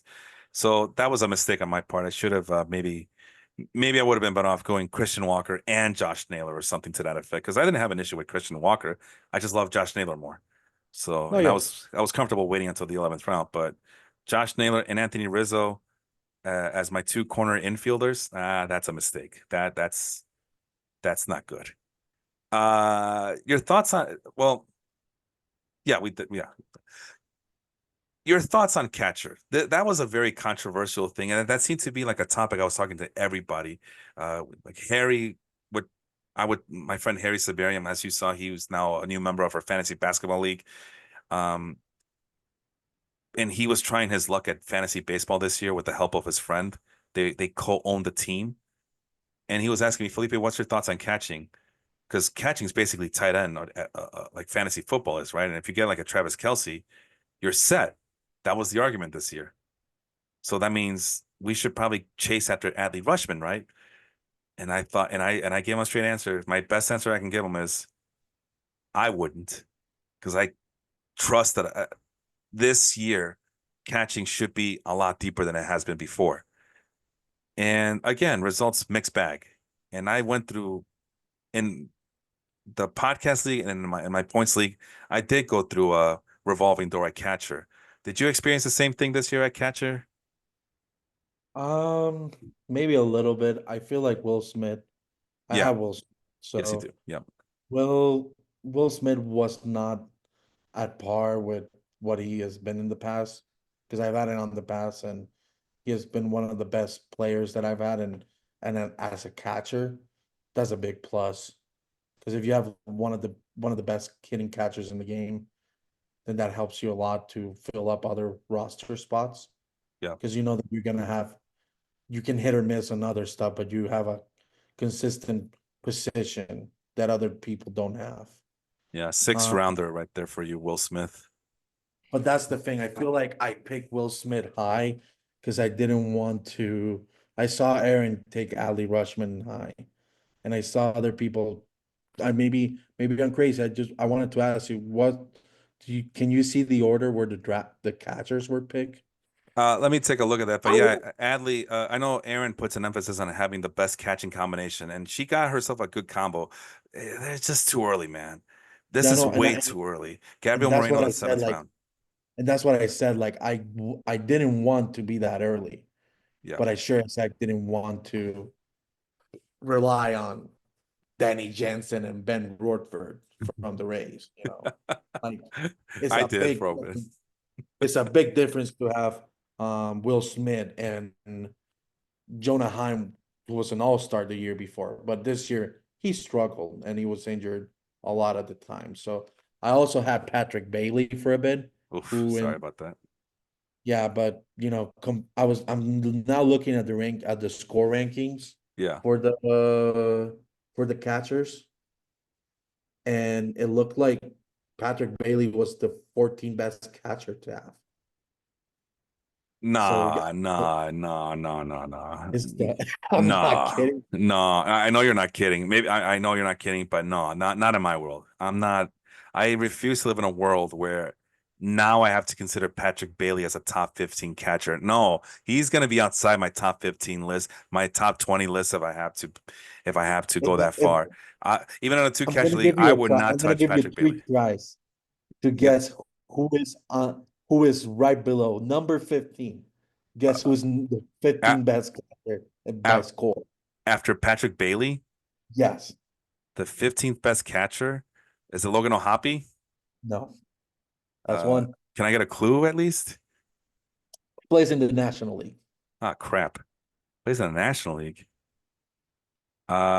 Is it Gabriel Moreno? Strike two. I give you one last. He plays in the NL East.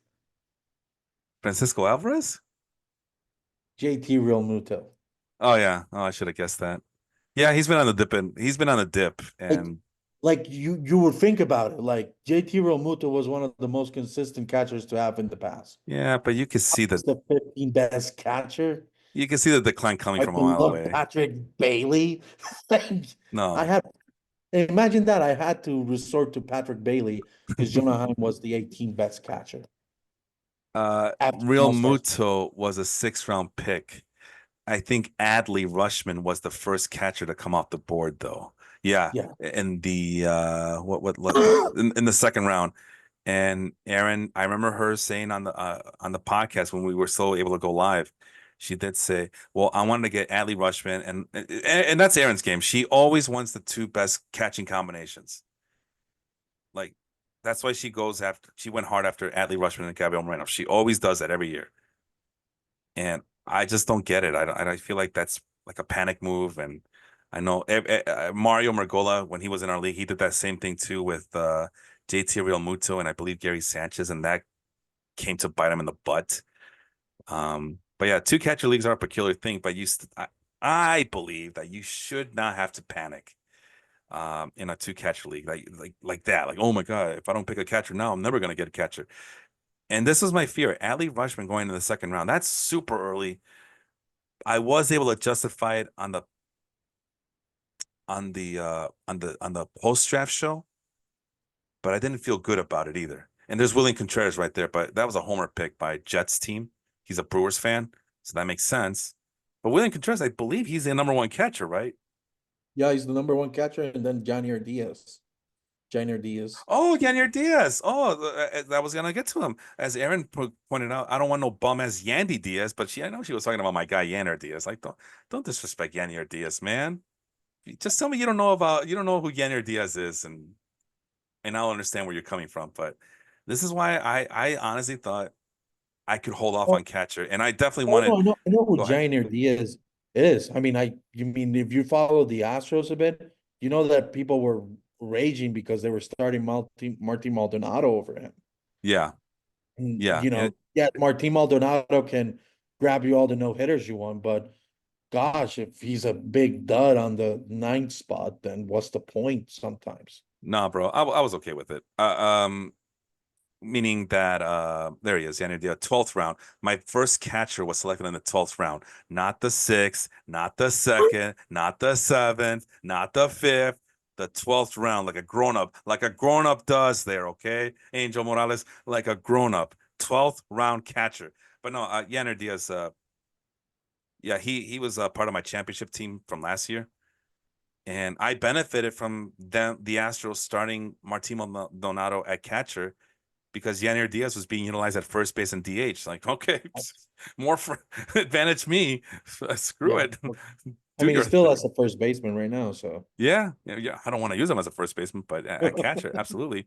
And then this sneaky pick right here, Tyler Stevenson. When I forgot who I was looking. Oh, it must have been a show that I did by myself there. I found out that Tyler Stevenson had himself a sneaky good year, and Yeah. no one noticed it. 19 home runs, 65 RBI, 443 at bats. So kind of a full season for a guy like him. Yeah, 134 games, yeah, for a catcher. Nowadays, that's a lot. Yeah. And a 793 ops going in the 12th round. I mean, that has got we kind of gave up on Tyler Stevenson, but geez, man, he had a quietly a very good, consistent year this year at catcher. I mean, he's So ranked the second best catcher. I'm sorry, what was that? He's the seventh best catcher. Wow, the seventh best catcher. Yeah, that makes sense. I mean, and Right that's a below, right below my pick, Will Smith. So getting jiggy might as with well. it. Like I'm just saying, like you get a the seventh best catcher, and he was picked way later than what I picked Will Smith. I don't know. Like that's probably one of the biggest lessons I learned. Maybe the Will Smith conundrum that you could the premier catch one of the premier catchers at least, because Ali Rusman was the premier catcher, but Will Smith, is one of those upper echelon, in my opinion. Yeah, yeah. I mean, He's not maybe it's not worth the risk as I and that's what I was saying all along, man. Go ahead. funny enough, like I pick him in the sixth round. He's the sixth best catcher on I picked him on the sixth round. So I'm trying to see if I can cheat a little bit here and see if I can find uh maybe like this. Can I do this? No, I won't let me. I was trying to see if I could find all the catches here by when they were drafted. But yeah, this was to me right here, second round, Adley Rushman. That was eye-opening. And I know what she was trying to do there. And I know that my friend Harry was thinking the same thing. And like I said, he was describing Adley as Travis Kelsey. And if you have Travis Kelsey, like you mentioned, that's one spot, one less spot to worry about, and you're basically guaranteed a championship. Like Travis Kelsey was going in first round in fantasy football drafts last year. This would be the equivalent of that. Adley Rushman going in the second round, and some people were saying Travis Kelsey in the second round this year, third round at the latest. Hell, let's look at all the tight ends. I mean, Mark Andrews, Sam Laporta, Travis Kelsey. I'm missing one. Oh boy, I'm missing one more guy. Dalton Kincaid. Is he doing good though? I think he was doing good this year. All right. Well, those are He, the three big names there that I just mentioned: Laporta, Kelsey, and Andrews. yeah. And no one's happy with those guys right now, right? Adley Rushman, the first catcher that went. People, well, Jets should be happy with William Contreras, but his team didn't do much of anything this year. He didn't even make the playoffs. So you can't depend on catchers to carry your offense. I'm just quickly eyeballing to see who was the next catcher taken. Will Smith, there you go. He's the number 3 catcher. Francisco Alvarez at number 4. That's way reaching. I don't run of catchers right here. Panic moves right here. Will Smith, Alvarez, and JT Realmuto. I started that. You're welcome. Yeah, and it's for what? Just because? Oh no, these are the big names. I can't. Oh, Gabriel Moreno. There's her second catcher in the 7th round. That's this. I think that's the 6th best catcher that was selected. That was the 6th catcher selected in this draft. That's that. I don't know. And maybe it's me. Maybe I'm not adjusting to the fact that it's a 2 catcher league. But I'm sorry. Sean Murphy. I think that's a good pick. But I don't know. I can't. 8th round when you got Devin Williams still available, Brandon Nimmo still available, Nolan Arenado, Chris Bassett. You got better players than Sean Murphy available. I don't care that he plays catcher. Cal Raleigh in the 9th. Mind you, Yanier Diaz goes in the 12th. I had him as a top 5, top 6 catcher in my draft board. Wilson Contreras, 9th round, which I love Wilson Contreras. So if you're gonna pick a catcher in the 9th round, it's Wilson Contreras, I think. Coming into this season and last year. Not maybe not next year. You think Wilson Contreras has a bounce back year next year, there, Angel? Uh, um, that I mean, shoot, the Cardinals are in a very downward spiral. I don't expect it. Plus, it's Ivan Herrera time, right? My guy, Ivan Herrera, the, the high on base percentage. Like I always say, when in doubt, get Ivan Herrera as your 3rd catcher, and good things will happen. I never dropped him from my team, Angel, even when it looked like it was not going to happen, that he was going to get called up, and then boom, he got called up. It was all for nothing, but he did get called up, and then he split time with Pedro Pajes. for some ungodly reason. But anyway, I'm looking at more Logan O'Hoppe. I mean, yeah, I guess that's where he was going at that point. So I don't have qualms with that. But this is what I'm talking about. 12th round. It's beautiful, man. Look at that. It's beautiful. 12th round catcher, number one, my catcher number one. Huh? Sure, I Gotta get struggle at some I struggle to find a second catcher, but I can live with Bo Naylor and his strikeouts. Go ahead. I gotta get props when props is needed to be given. Damn right. Damn right. I'm very happy with that. Bum ass Yanner Diaz outperforming overrated Adley Russian. There, it had to be said. It had to be said. This is why we push all them weights in the offseason, right, Angel? Yeah. Anyway, any other? You said you had told me you had a little list that you had ready for this show. Did we get through the list of players? Did you have another player to share before we let you go for tonight? What do you got for me? Like to shout out the man who had the first no hitter in the year, Ronel Blanco. Who had him? And guess who? You had Ronel Blanco? I picked him up the hour after he got the no hitter. Oh, an hour after he got the no hitter, but he did well. He did well the rest of the year, right? Dude, we're talking about a guy that pitched 162 innings. He had 12 wins, 14 quality starts. Oops. He had a 288 ERA, 1.103 whip. He he and I will say this, he did give well actually no, I'm looking at Andrew Kittredge instead. Um home runs per nine was, 1.22. Not bad, not great, but not bad.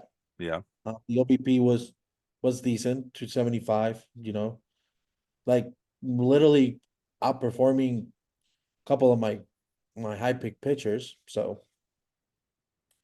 just saying, like, shout out to Ronald Blanco. He made my season an Yeah, that's sometimes all it easier. takes. Get a guy from waiver wire and be pleasantly surprised by his production and just ride him all the way through. Did I have a guy like that? And Mm. specifically, I did see him pitch against the Oakland A's this year in the Coliseum. Oh, So okay. that was a that was a So, very it was a very nice experience to see the pitcher that you stole. I will say the steal from the year was that, oh, like, on the waivers. yeah, And Eugenio Suarez is my guy. The year-to-date stats are may not be impressive, but this guy in the second half was just raking. killing everything in sight, bro. And and I was like the biggest Eugenio Suarez hater. I remember. Yeah, I used to pick Eugenio Suarez, and you grill me. And now look at the turntables. no, let's go way back. It was like July 19th, I guess, is when the second half started. Let's see, where is he now? Eugenio Suarez, 308 batting average, 341 on base percentage, 19 home runs. 19 home runs and 234 at bats. What is that? That is a home run every 12 at bats, and it sure felt like that. Like, what was that? Like every 2 or 3 games, he was hitting a home run. Yeah, 50 big RBI. The walk-in strikeouts, yeah, that's still high though. What is it? 63 strikeouts, 234 divided by 63 strikeouts. Yeah, it's almost one strikeout per game, I guess you could say. Yeah, actually, that's right there in front of me. 61 games played, 63 strikeouts. So yeah, one strikeout per game. So that did not do me any favors.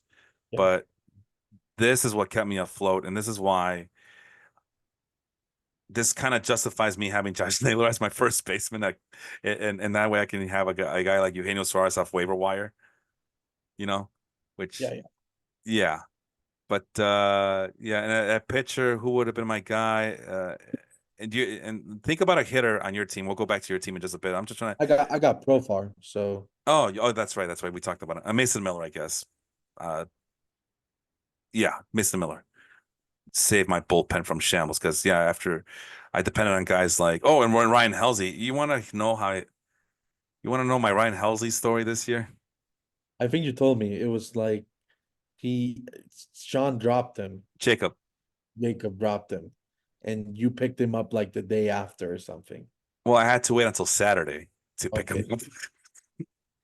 It's so dumb. I had to wait till Saturday because remember we do semi-weekly. So Oh Friday yeah, so like you dropped it on a Thursday and you picked him up on a Saturday or or something, and something then because I wasn't allowed to so pick you him have to up. wait until Sunday to change the lineups and stuff Yeah, for him. something like that, right? But Oh no, yeah. no, Jacob Moses appeared on this podcast, and I did not mention Ryan Helsley at all. I just didn't say anything. But we did mention this guy named Ian Hamilton, and remember, this is like 50% or less rostered on CBS Sports. And I thought if you're looking for a sneaky pick, and you're looking for, and if you're in a holds league, Ian Hamilton might be the guy you're looking for. And Jacob must have been paying attention because he that night or maybe the day after he dropped Ryan Helsley, picked up Ian Hamilton, and I'm looking around like no one notices, and I think that's the problem as to why I had to wait till Saturday because of the waiver wire. Helsley had to go through waivers, Yeah. so nobody picked him, I guess, and I ended up having him. And look, I mean, as you see the numbers, I mean, a 1.015 whip, a 1.59 ERA, a 4.83 strikeout per walk ratio. Uh, why is it 15 say? Oh my God, that's the last 30. That's the okay, it's fine. Second half. These are second half numbers. Sorry, folks. These are second half numbers. 15 saves in the second half. Yeah, that's pretty huge. Yeah.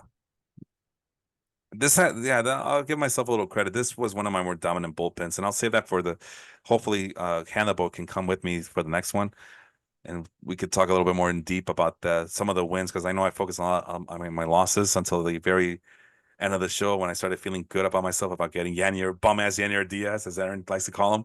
Um, aside from that, let me take a one last look on your semifinal league, and I think you're gonna get the 10th pick next year, right? Because you lost, and yeah, you said you lost in the third place game. By half a point. Yes. Yeah, so that's gonna be fun. I'm gonna have you in the front of me, and then hand the boat behind me. No, no. I always end up getting stuck with people I don't want to be stuck with in these drafts. Like, because we're all on the same wavelength. I feel like, Well, right? shoot. Well, shoot. Now I have to like either make an overreaching pick in the first round and then hope that you don't steal the a second quality player on the second round. Yeah, I'm already in your head, bro. I'm already in your head. Junior Caminero, your minor league slot protected player, I'm assuming. Yeah.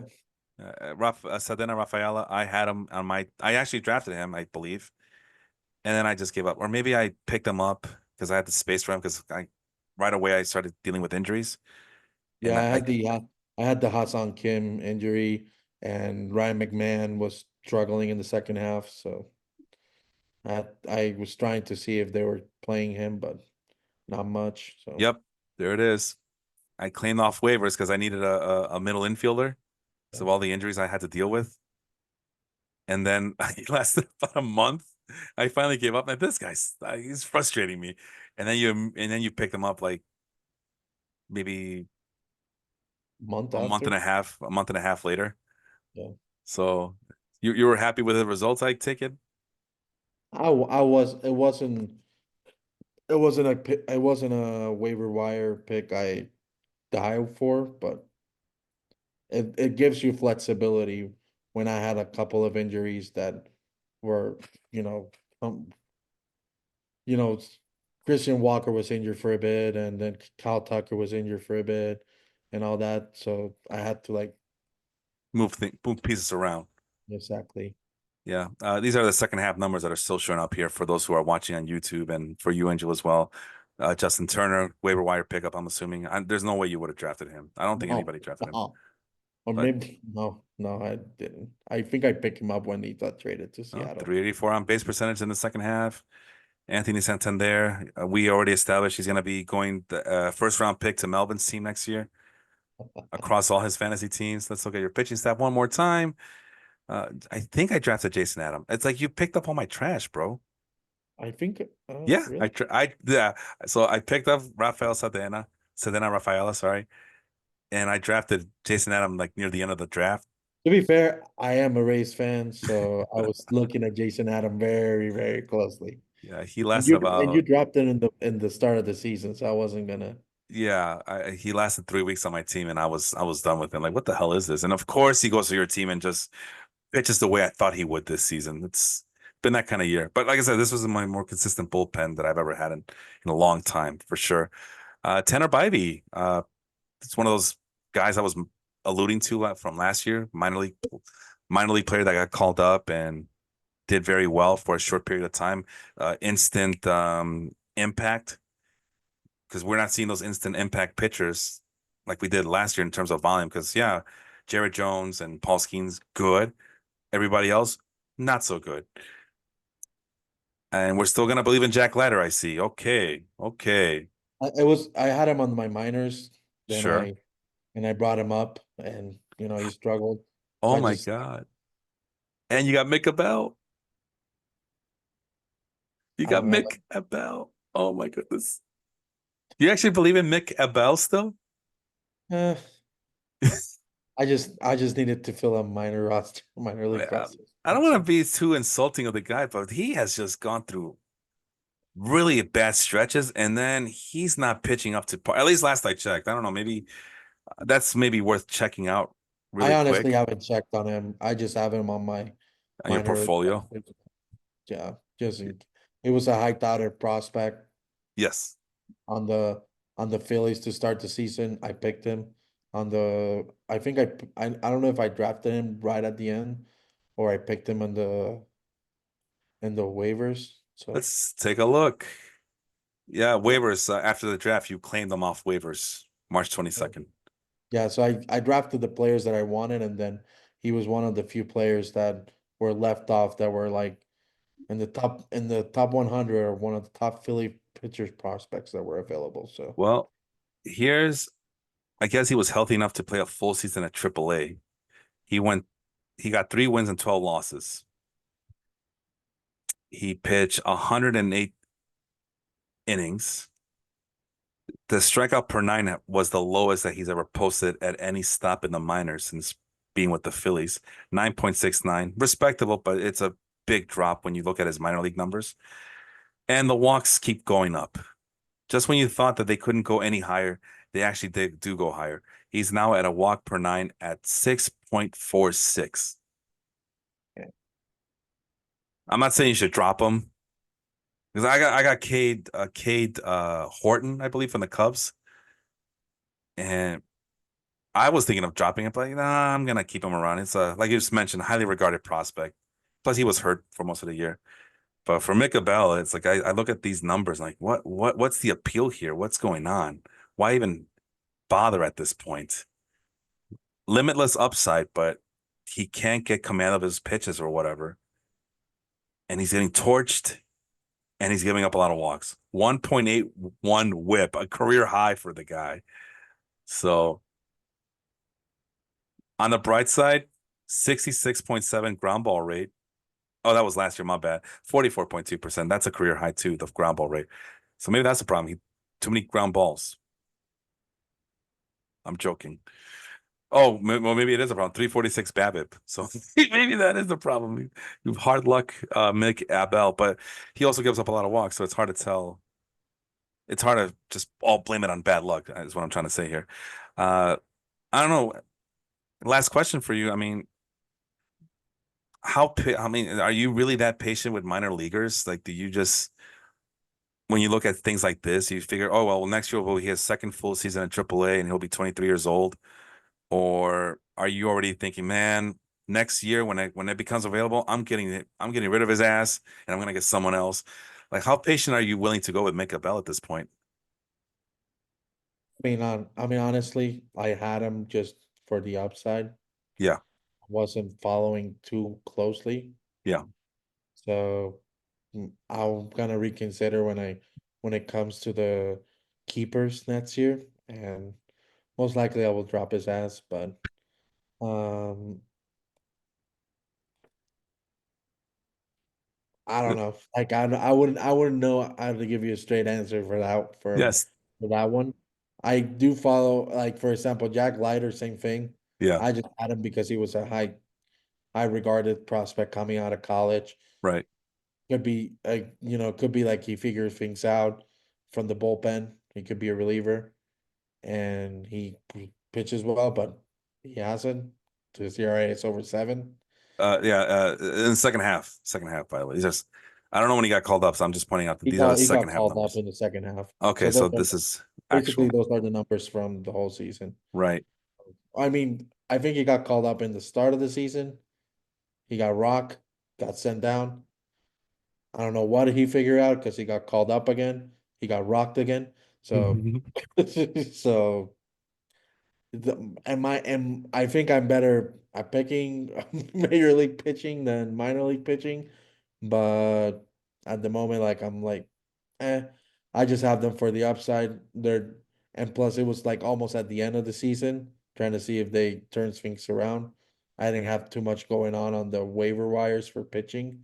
I picked up like enough Osvaldo Bido Mhm. that was pitching really well, but he got injured. Um, I think I picked up Jameson Tylon in the middle of the summer, so I ran Andrew Kittredge, stuff like that. So maybe I'm wrong on Tylon, but He did well for you. I mean, but you got to know what to expect. You're not gonna get strikeouts from the guy, oh no, relatively oh speaking. no. I mean, But it's more of the depth, like right, right, right, in the we're in a semi-weekly league, right, so it's not like I'm on some matchups I'm not gonna get Zach Gallen or Matt Fried. right, So I got to figure out who's gonna pitch that week, that day. So that's why sometimes I'm a little bit more stocked up on pitching, just so I can be able to have flexibility on who to start or not. right. Like for example, Cutter Crawford started amazing, but look at his second half numbers. That's abysmal. I But Yeah. Well, I mean, he got the whip low and a very respectable strikeout per walk ratio in the second half. But yeah, he got blasted in the home run per nine. yeah, so like he was really good at the start of the season, but then he got blasted. Nick Pivetta, same thing. I haven't starting because he started that week. Um, it's not they were pitching really well for Boston. That's why Boston was in the race Hmm.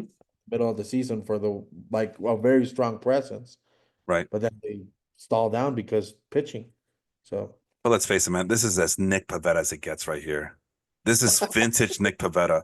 High ERA, low whip, high strikeout per walk, impressive strikeout per walk ratio, and then gives up a ton of home runs. So vintage Nick Pavetta. That's about what we expect. And then you got a ace like pitcher in Zach Gallen, who I know this because I have him in my points league, in my head to head points league. yeah, And yeah, this right here has been frustrating to deal with. Actually, this is the opposite of Nick Pavetta.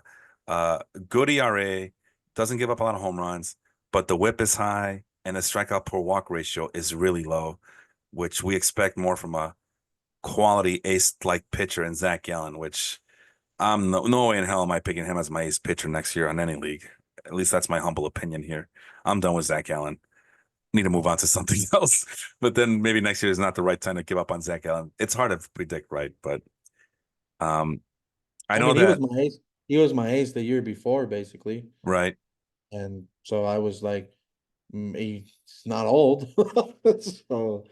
so I was trying to bank on, and it was like, and we refresh on keepers, right, too. So Yeah, and we're then next year we're doing three keepers. So I think I have an idea who you might key. Gunnar Henderson for sure. You're not going to admit it to me. You don't have to admit it to me.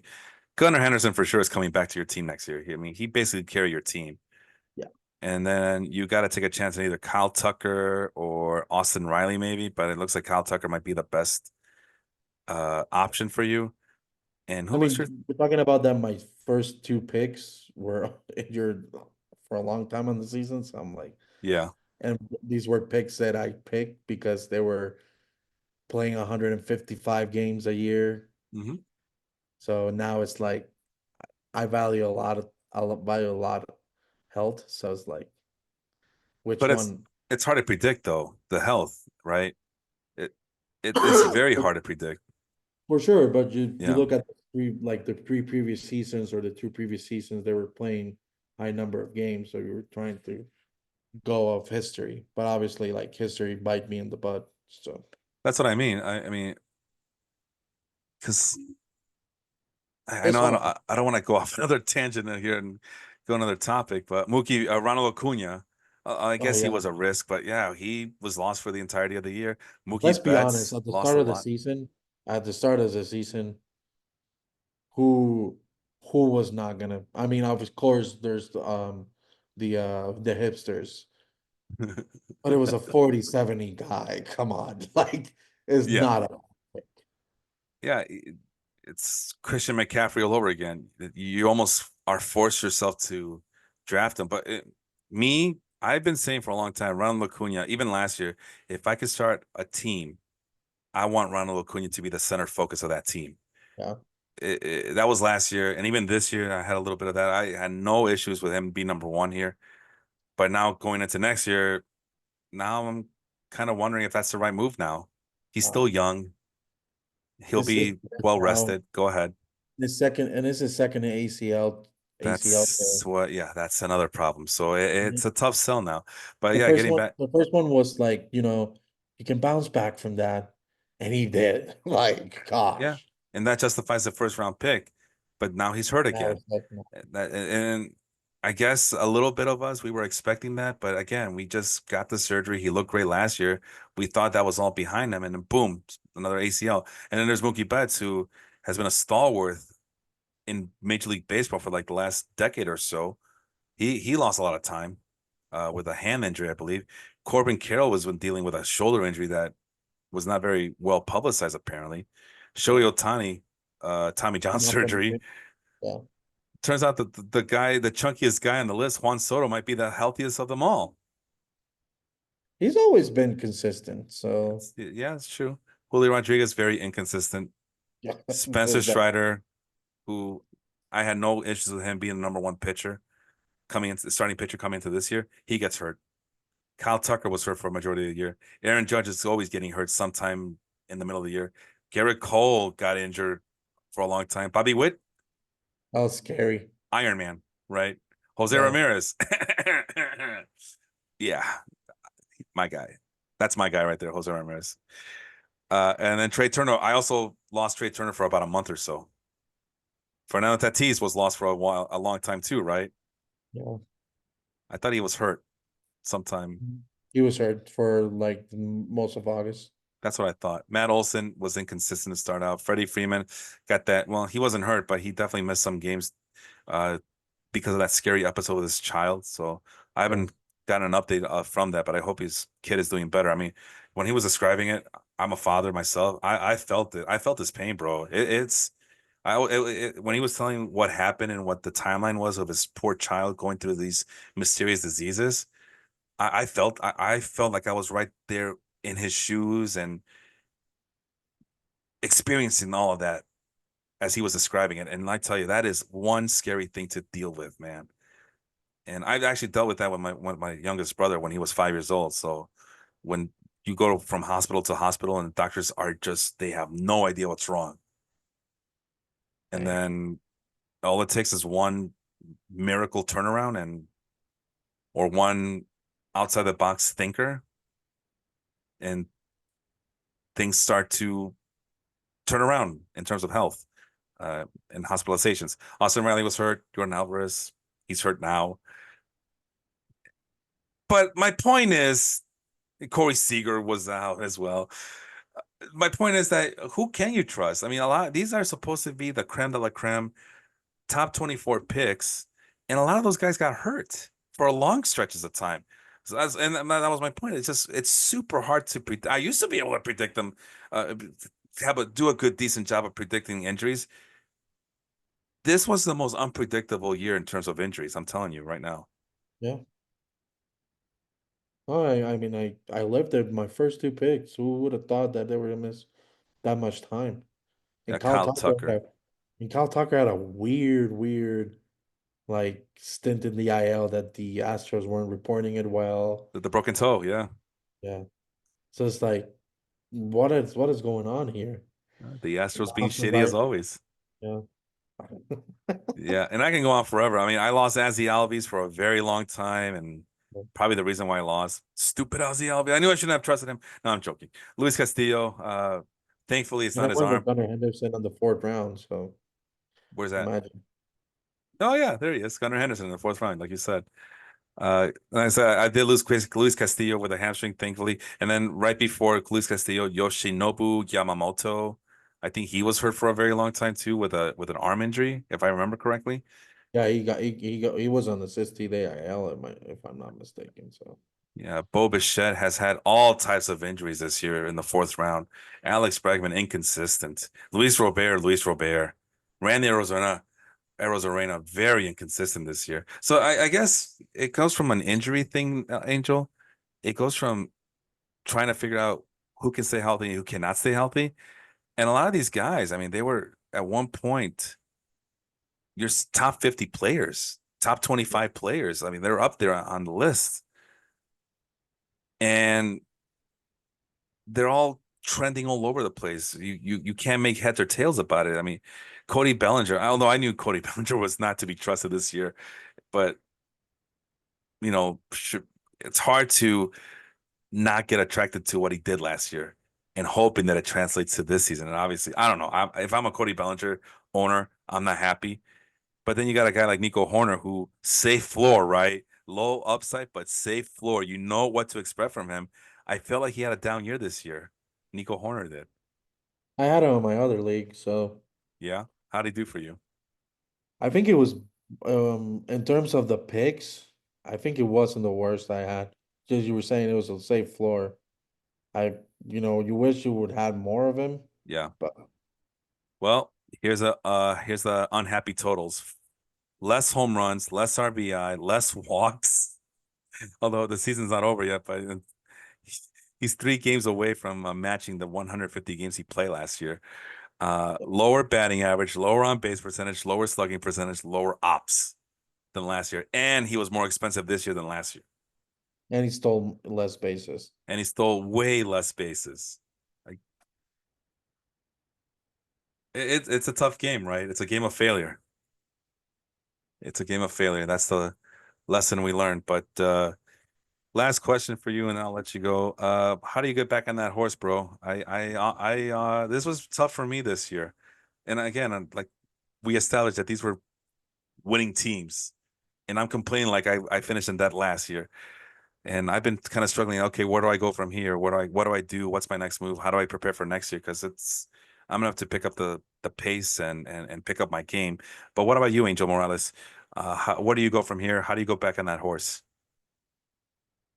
I mean, it's consistency. Like last year, I was, you know, um, basically, you know, inheriting a pretty wonky team from whoever had it before, and I was able to, and it was pretty, I was getting used to the semi-weekly.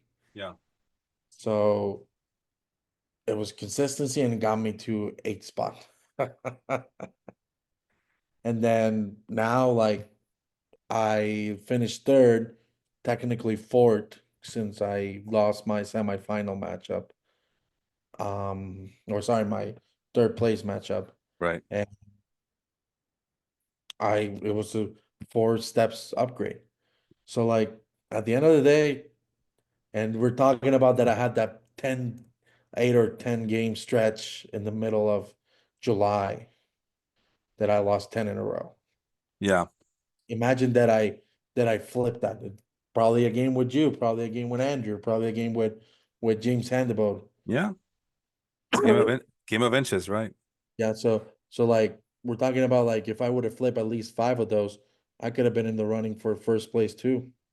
So Good at the end point. of the day, it's consistency. Like Hmm. I feel like every league you invite me to, Hmm. um, if there were keepers before me, I inherited bad keepers. But at the end of the day, you mix around with things and you find the winning formula, what's best for you. Yeah, And the winning formula is not really like a specific code or or a specific equation is what's best for the team at the moment. Just look for those hot streaks, those consistent players, those players that can play different positions and they can give you flexibility.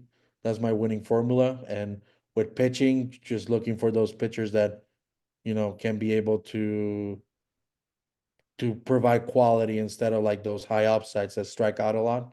Just, keeping it on the floor and trying to trying to get those ground outs and trying to get those wins and those quality starts, right? So even though we value a lot of strikeouts in the league, Yeah. you gotta give it you can pick other pitchers, but you gotta give and take on that not everybody has that same ability. So you gotta find pitchers also who can just win. Yeah. And there's just not enough of them. We talked about the lack of depth, and you can't trust anybody coming up from AAA. And this was the first year where I actually was looking at pitchers in Double A to pick up on my team. I was able to pick up Noah Schultz, and I forgot who the other guy was for this league.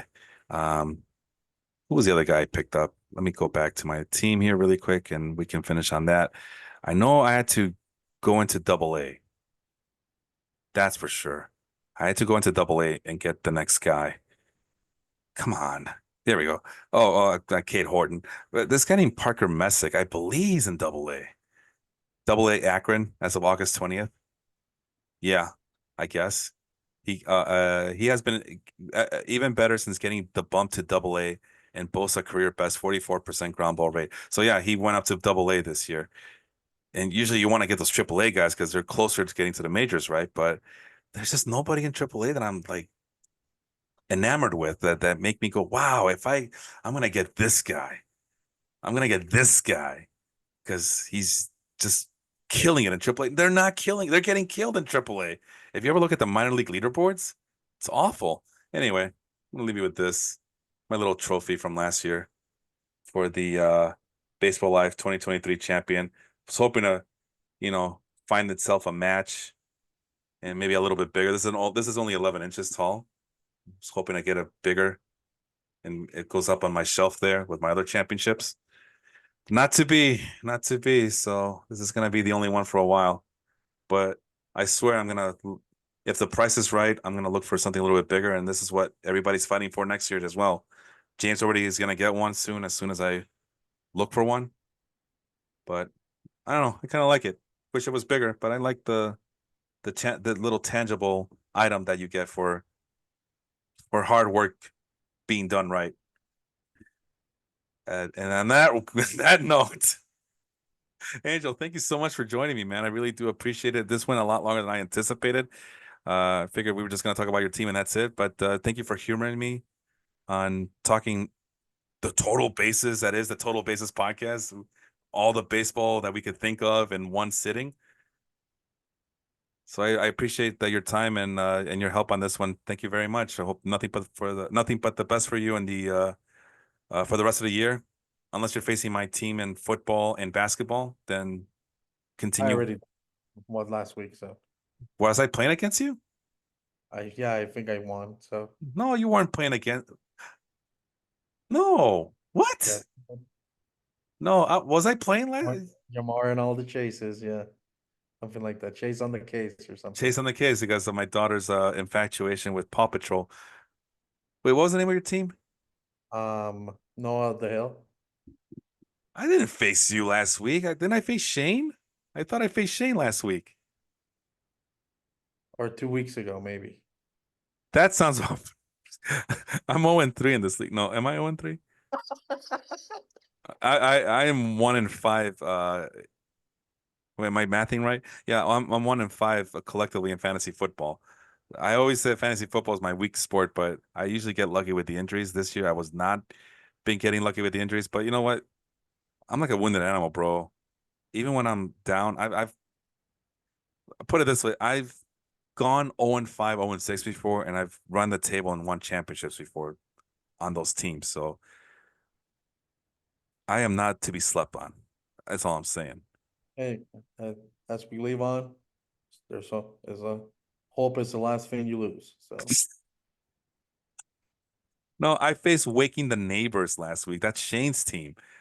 You faced Raheel. You got your butt kicked, No, but I meant the week before. the week before. Okay, let me see. Oh yes, I got my ass kicked by you handily. Yeah, yeah. My team can't do anything right. Anyway, well, that's another discussion for another time. I'd love to talk some fantasy football with you and pick your brain there as well. But until then, that is Angel Morales. I am Felipe Melesio. This is the Total Basis Podcast. Thanks for listening. We'll see you next time. Peace.